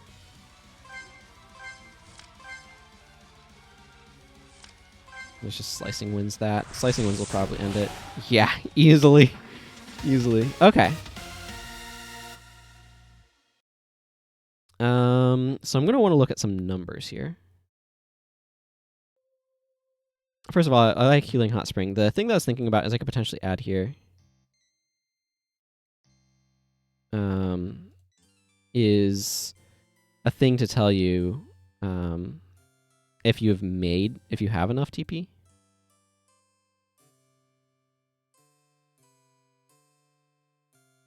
So, like, you have enough TP to cure that ally of a condition, or you don't have enough. Actually, you know what I can do is replace this with if you have at least I don't know, math dot around a dot max TP divided by 2. TP. That ally is cured of a condition. There. That will be able to just tell you how much TP do you need to have in order to make that work. There we go. So Flame Swath is 3 times fire. This is drawing from more stats. She may have had a ruby ring, though, which would make that look more impressive. Because this is drawing from 4 stats. This is fire and earth and strength and dex all added in. I think this is probably fine. This does need an animation, though. So I'll need to figure out what I want to do for that.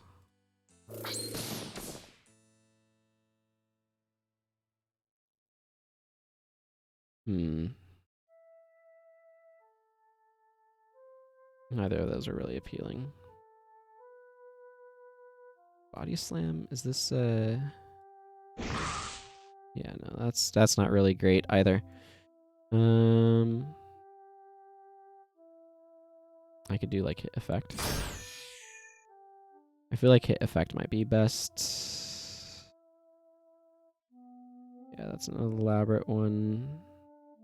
Bit too elaborate for this. Sweep is... no. I think it's just going to be hit special. Or hit effect. Let's see. So that's going to put that more in line with where I want it. I see breath. I think I'm overall happy with where this one is. I like this one.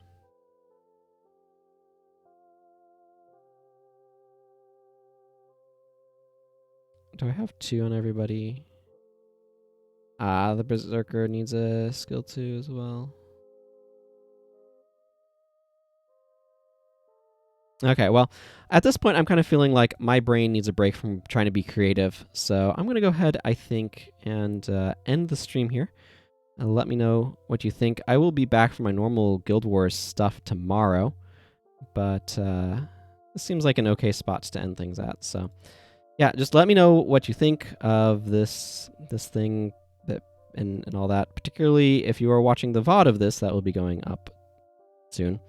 So yeah. And maybe there's a better place to put this in terms of categories, and I will try to figure out some of that stuff. Anyway, like I said, I'll be back tomorrow for my usual Guild Wars stuff. You can check down below for more info. Thank you, anyone who watched. You can always follow me to see when I go live. And until next time, everyone, goodbye.